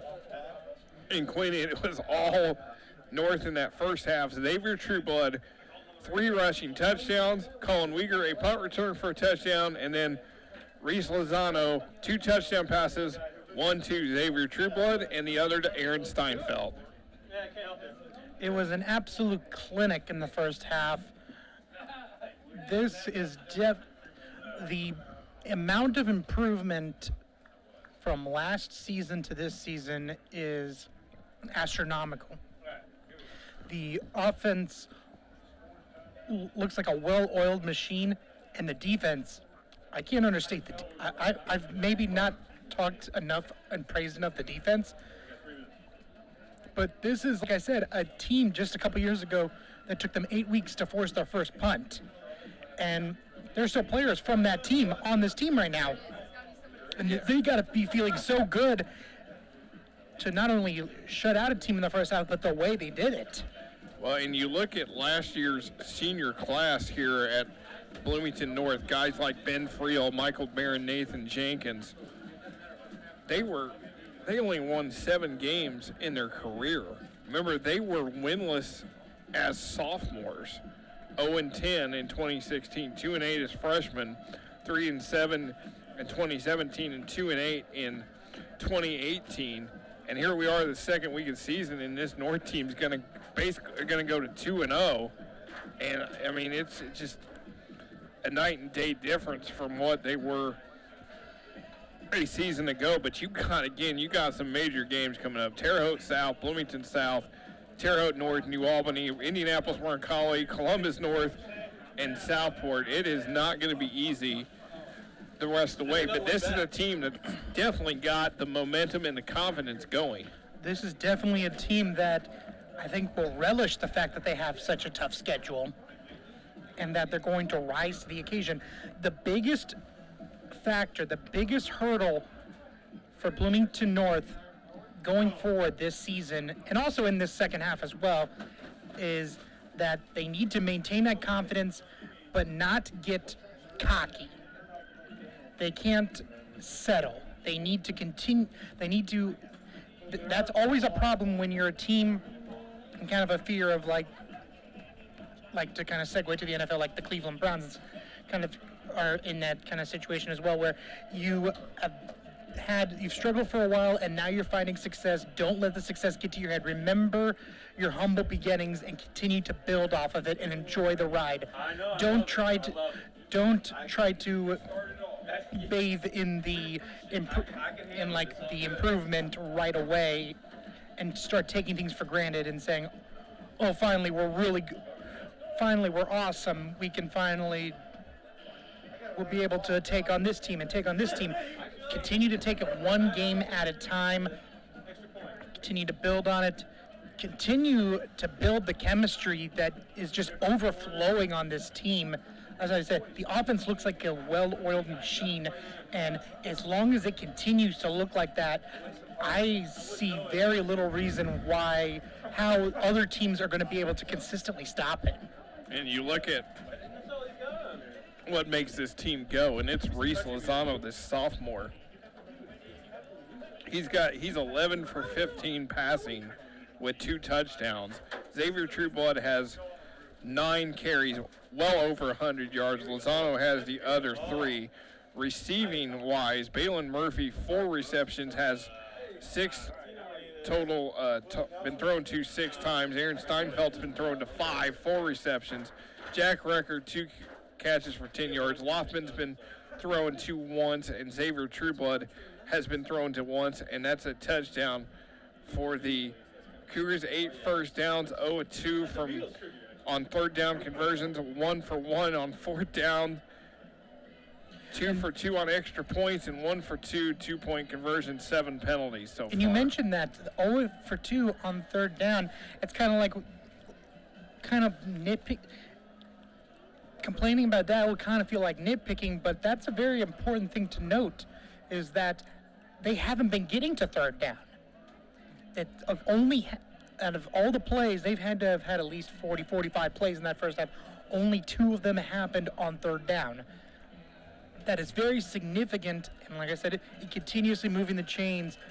They're going to end up in games this season where they will have to convert third downs, and whether that's just just random happenstance and that kind of stuff, that is something that they will need to note, that when the chips are down and you need to convert for a first down, or you end up having to punt, they need to show that they can do that. So if there's one thing I'm looking forward in this second half and before the starters end up resting, is to see them convert on a third down. Now, I think they did score a touchdown on a third down, which doesn't count as a third down conversion, obviously, but I'd like to see them just do a regular third down conversion for a first down.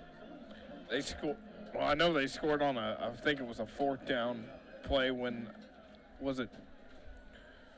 I think it was one of the Lozano maybe to Xavier. I think that first one was a fourth down possibly. Yeah, that one was a fourth down. I believe that there was a third down.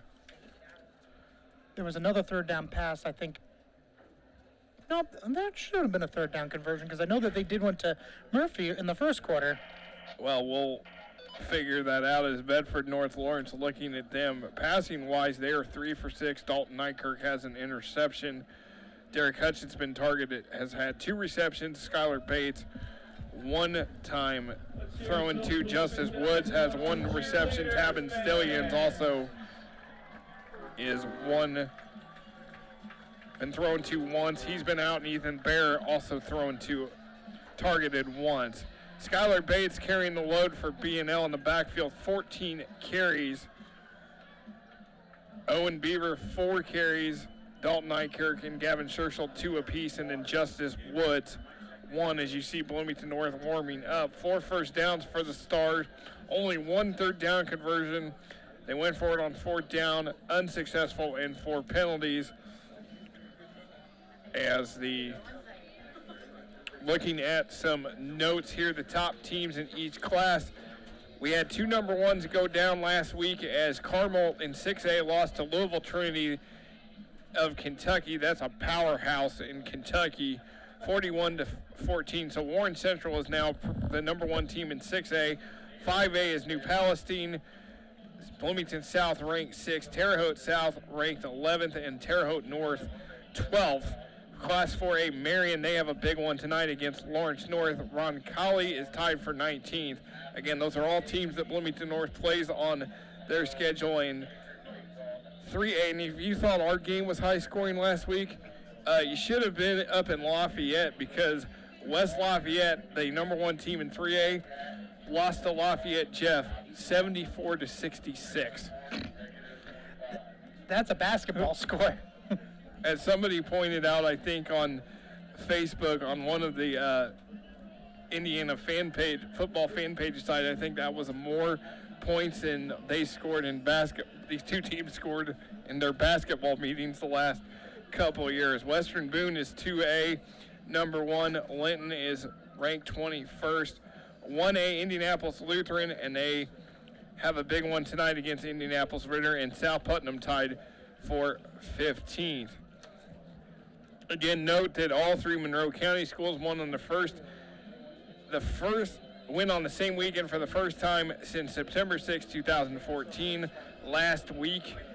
And it could happen, we're not sure of the other scores yet, but Edgewood's at Monrovia, and South is playing Martinsville as well. So this is got about a minute here left to go, and we should mention the running clock now, the new rule in the IHSAA, where if a team is up by 35 or more to start the second half, it will be a running clock regardless of score. So even if Bedford makes a comeback, the clock will keep running. It will only stop on timeouts and injuries. So this should be a pretty quick second half, and we'll see how long North starters stay on the field. If I was to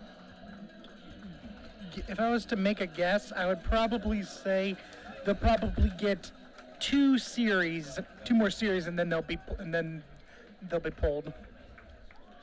Looking at Bedford's schedule real quick, they will be at home against Jennings County, and then Madison September 20th at Seymour.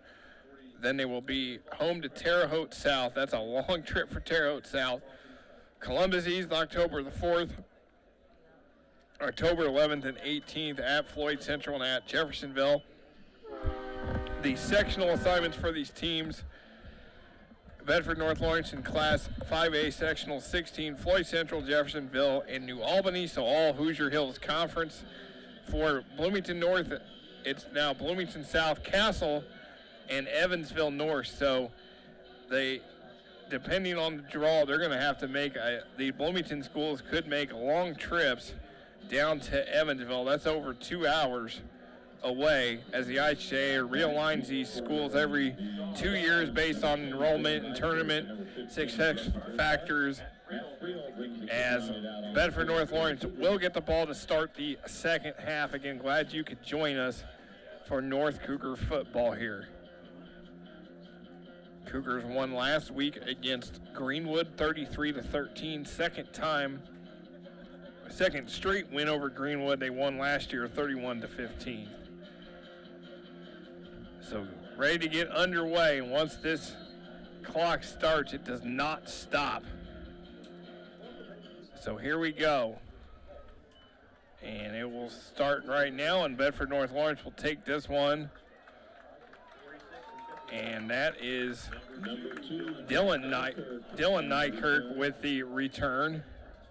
And the tackle for Lucas Alexander for Bloomington North. Ball will be at the 33-yard line.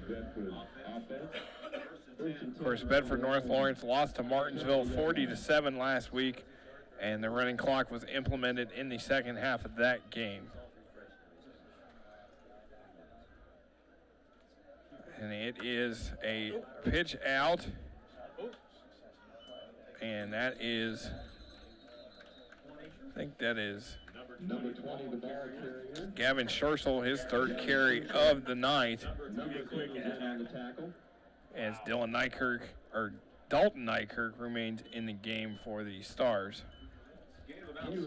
Good first play for the Stars to start off the second half. Gain of 8 for Scherzel for 14 yards total. As Nykirk is going to be another pitch out. This is Owen Beaver for his 5th carry of the night. Matt Friel with the tackle, ball out to the 35.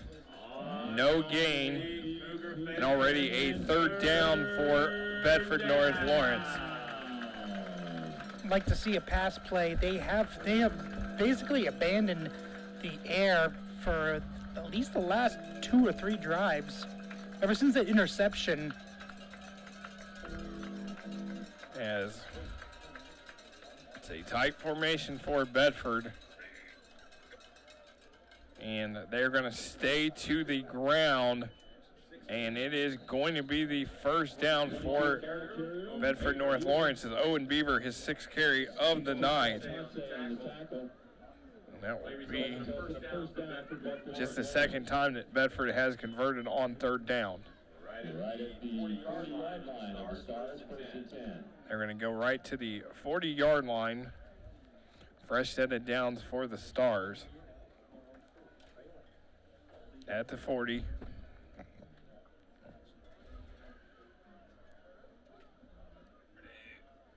One receiver bottom. Showing blitz. And as Skylar Bates, and it's stuffed in the backfield. 15th carry for Bates, and Charlie Bless in on the stop for Bloomington North.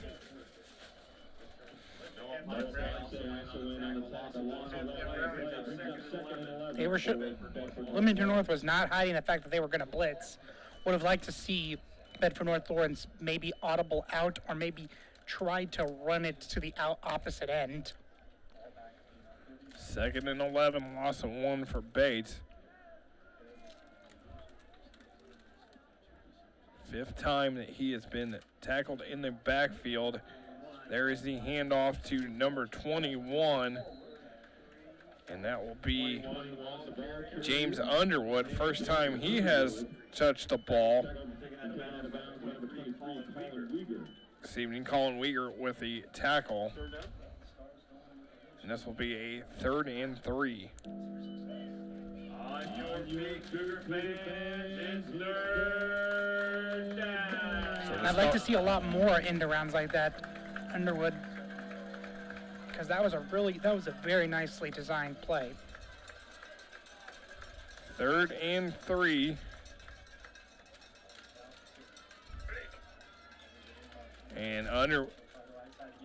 And it is a 1st down for Bedford North Lawrence. And basically a different take on that. James Underwood. Yeah, basically the same take on the other play, except a fake inside handoff and then a pitch to the outside instead of just a pitch to the outside initially. If you're able, that's definitely a play that is working very well for them. And you have noticed that, and something to notice is that when they have run successfully, it has usually been to the right side. So Bedford North Lawrence keeping this drive alive. 6th first down in the game for the Stars. And it's Skylar Bates. That's his 16th carry of the night. Trey Candelaria with the stop. Just a gain of 1 for Bates.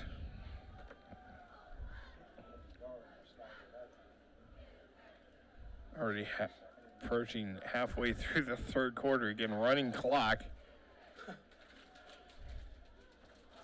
As early tonight.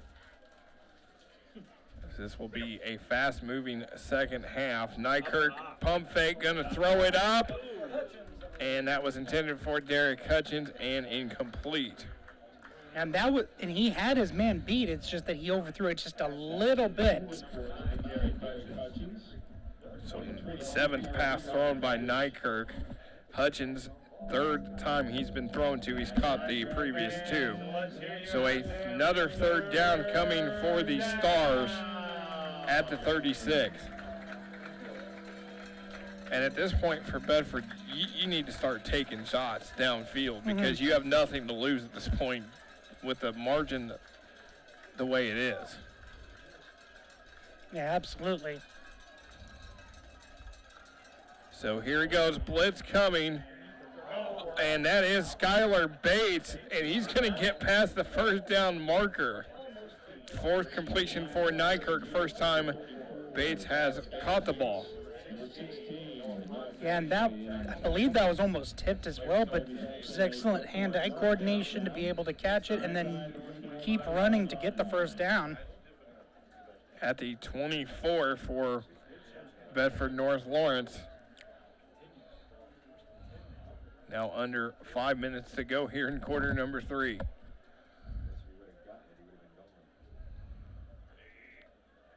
And it will be Nykirk. It will go to Bates, and he is stopped right at the 24. So 17th carry for Bates. No gain on the play.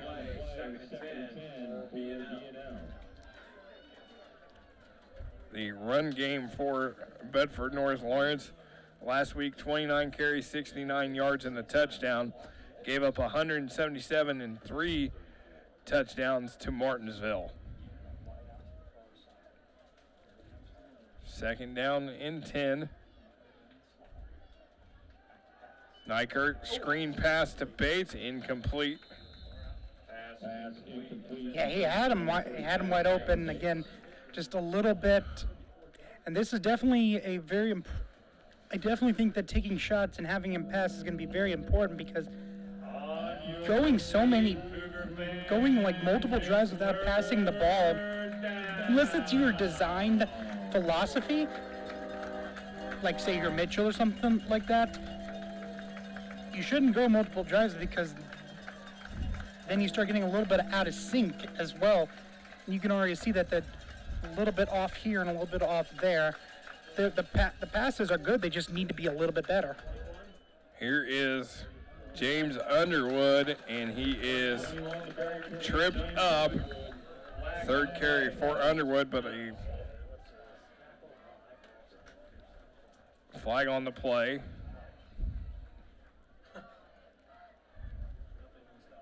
And the clock doesn't stop for a flag. No, clock will keep going, only stops for injuries and timeouts.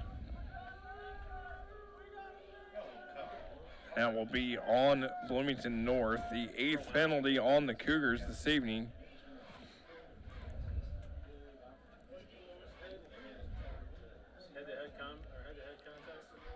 And it looks like a hit to the head. Now we'll give the Stars a first down. And this is turning into their best drive of the entire night. Knocking on the door, don't want to get shut out. At the 13. Low snap down the middle, and it is incomplete. Yeah, that was just very close. Just fraction off. Also, did hit his hands a little bit. I think might have gone off of his fingertips of his hands. But again, we're seeing some nice offensive passing plays called and some decent passes, but they're just missing just a little bit of zip. Yeah, Zane Harrison, that pass intended for. Second and 10 at the 13. It's going to be the pitch to Owen Beaver, and he's going to get taken out of bounds. 7th carry for Beaver. We're already approaching a minute to go here in the third quarter. The fastest quarter we've ever had for high school football here on Smithville Sports, as we are now under a minute to go. Third down for the Stars. As loss of 1 for Beaver. Nykirk gonna go to the end zone. There was some contact, and they will throw the flag. Yeah, even though that was obviously unintentional as they kind of like bumped hips with each other, that is still a clear pass interference.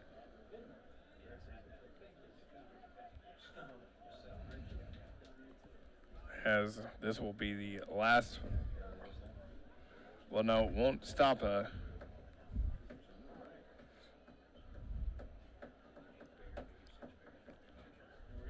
As pass interference on Bloomington North. And that will be the end of the third quarter with Bloomington North in control, 41-0 over Bedford North Lawrence here on Smithville Sports. Smithville has been providing communications to South Central Indiana for nearly 100 years. Offering internet at gigabit speeds to entire communities, Smithville is the gigabit company. Your connection needs to be fast, reliable, and secure. You need an internet and communications provider who delivers. You need Smithville. Visit smithville.com today and find out what Smithville can do for you. As we welcome you back to the. There was a penalty here on that last quarter, as this will be a handoff, and that is taken down, and that is James Underwood. Charlie Bless in on the tackle as we start the fourth quarter. And I'm going to go ahead and say with our...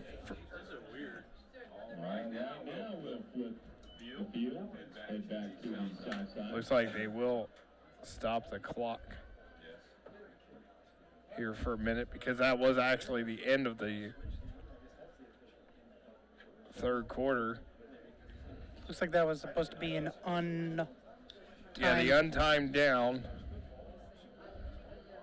So they will. See, now this is one thing. This is our first encounter with the running clock, and I think that penalties should be included in time stoppage. That I agree with. Because now you're basically adding in a variable of how fast can the referees get out the information, and if it takes a little bit to try to come up to something, you know, you're kind of putting a lot of pressure on the refs to do it extremely fast, and that's going to lead to more mistakes. So I also do. That's definitely something that I think it's not going to be fixed this year, obviously, but for next year, I think that's something that they definitely need to take into consideration, because I don't like the fact that they're putting a ton of pressure on the refs to get penalties done as soon as possible. And there is the pass, and it is a touchdown, and that is to James Underwood. So the Stars are on the board. Stop on score. No. After the extra point. It says only for scores. It says PAT. So An interesting thing is that it still doesn't stop for the score, but it will after the PAT. So they're getting ready for the PAT.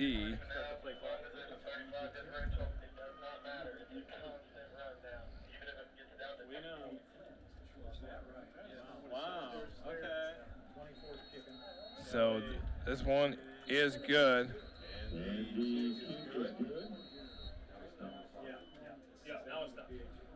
So now 10:27 to go.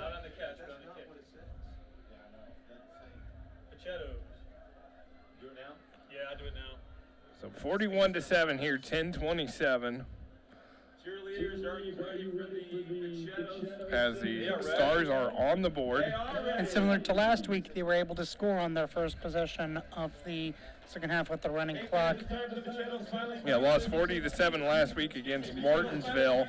They'll be home next week to Jennings County in their Hoosier Hills Conference opener, as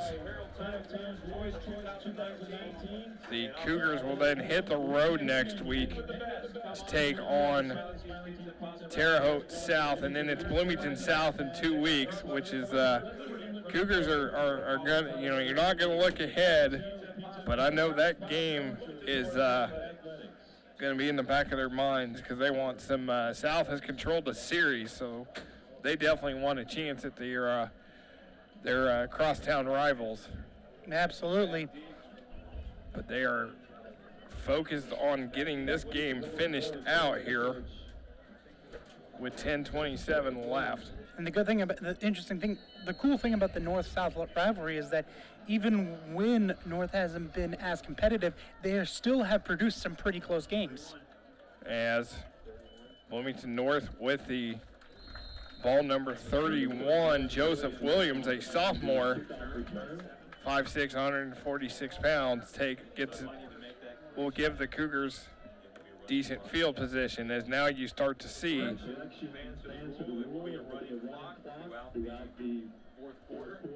as you see the some of the Cougar reserves getting some time in now. Looks like Lozano's night is done. Mm-hmm. And you're going to see Caden Reister, number 9. And now there's going to be a stoppage.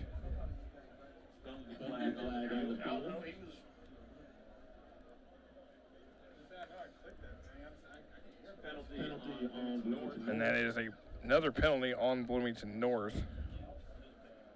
But Caden Reister, the freshman tonight. Here's another reason why it wouldn't make sense. It would make sense to stop penalties.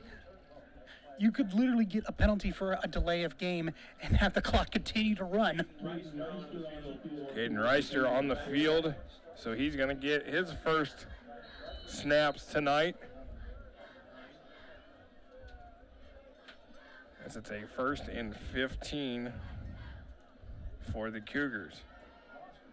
There is the handoff, and this time it is the freshman Cody Miklish, his first carry of the night.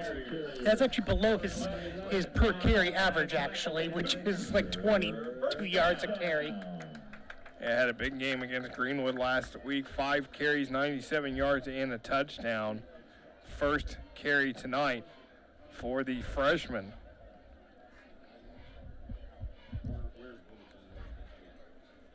Ball is out to the 43.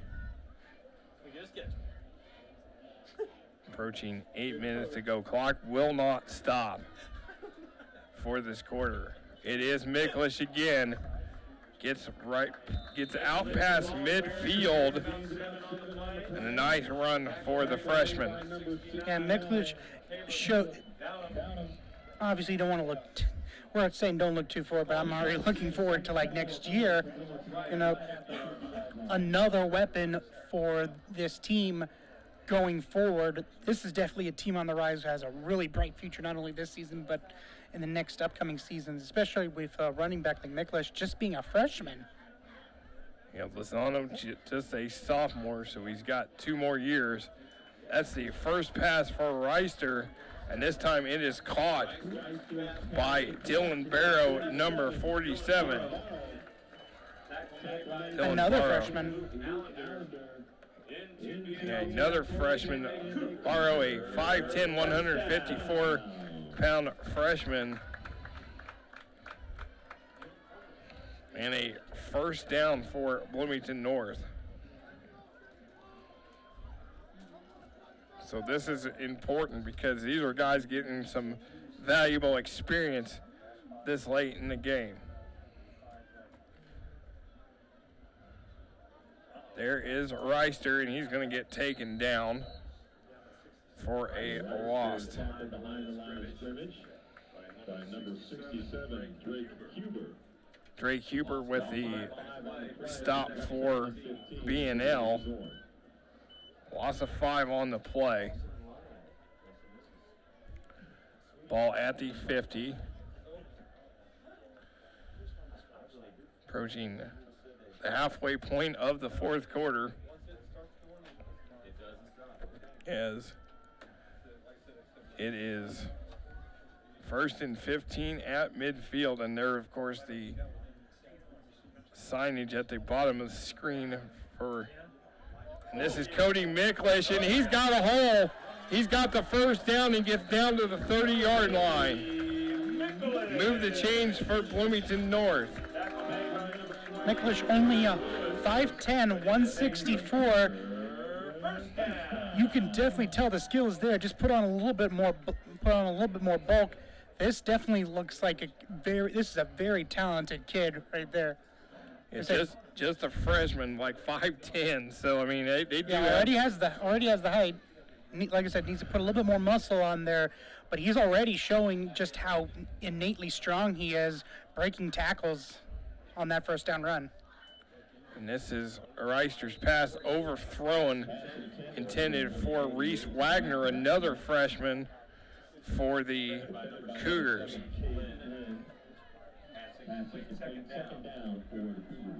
Yes. It is. While we have a minute, since this is a running clock, we want to thank our crew, the hardworking women and men behind the scenes, because we won't have much chance to do it. Noah Barajas, Annette Bruner, Jeremy Nutter, Nate Alarcon on the cameras, Rob Ramsey and Nadir Noon in the truck, and Quinn and myself up here doing commentary. We thank them for all their hard work and everything they do. And we will have Edgewood and Cloverdale next week as Miklish gets to the outside and a stiff arm, and he gets down near the 25. His 4th carry of the ball game. So now he's getting his yardage and mop-up duty. And ruining that beautiful yards per carry average. I don't think he's worried about that right now. I think he's more worried with his. I think he's more concerned about just making sure they close this out without any injuries. Yeah, absolutely. That's another thing you got to make sure of is no injuries. No guys get hurt. 3rd and 6. And there is Miklish for his 5th carry of the evening. As it is now a 4th and 2. So we approach 3.5 minutes. I'll say one thing. The running clock really puts into perspective how many stoppages there actually are during a game. It was a long first half. This is the opposite, as Miklish is going to get the first down. And as they did with Xavier Trueblood in the first half, they are just going to feed it to Cody Miklish here in this 4th quarter.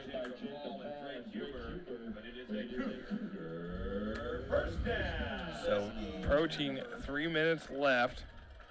Of course, both teams have 2 timeouts, but that really doesn't matter at this point, maybe all 3. As next week it's Edgewood and Cloverdale from the red turf. Edgewood on the road at Monrovia tonight. As it's going to go to the air, and he misses that. That is Dylan Barrow, number 47. And Reister's 3rd pass. That was excellent coverage, but the pass was just a little high. Kind of went, and Barrow could have still caught it, but he had to jump a little bit, and it ended up hitting off of his helmet as well. That's definitely something that will become a natural thing that we'll see for our freshmen, for our 2 freshmen going forward. Just a bit of a freshman mistake there. Here is the toss to number 31, Joseph Williams. His first carry of the night. Drake Huber in on the stop for Bedford North Lawrence.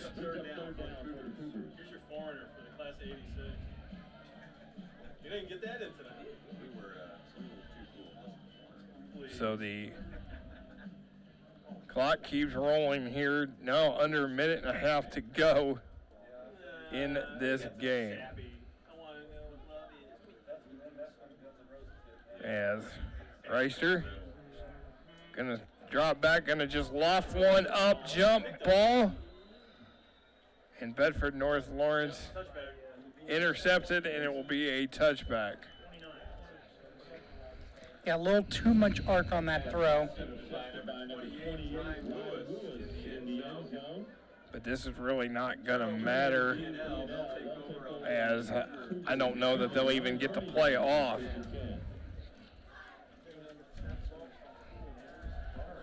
As Time for the Hail Mary. yeah, that would be important. Now they are going to at least get one snap off. Hey, we'll see it. Here under 30 seconds. We'll be back there.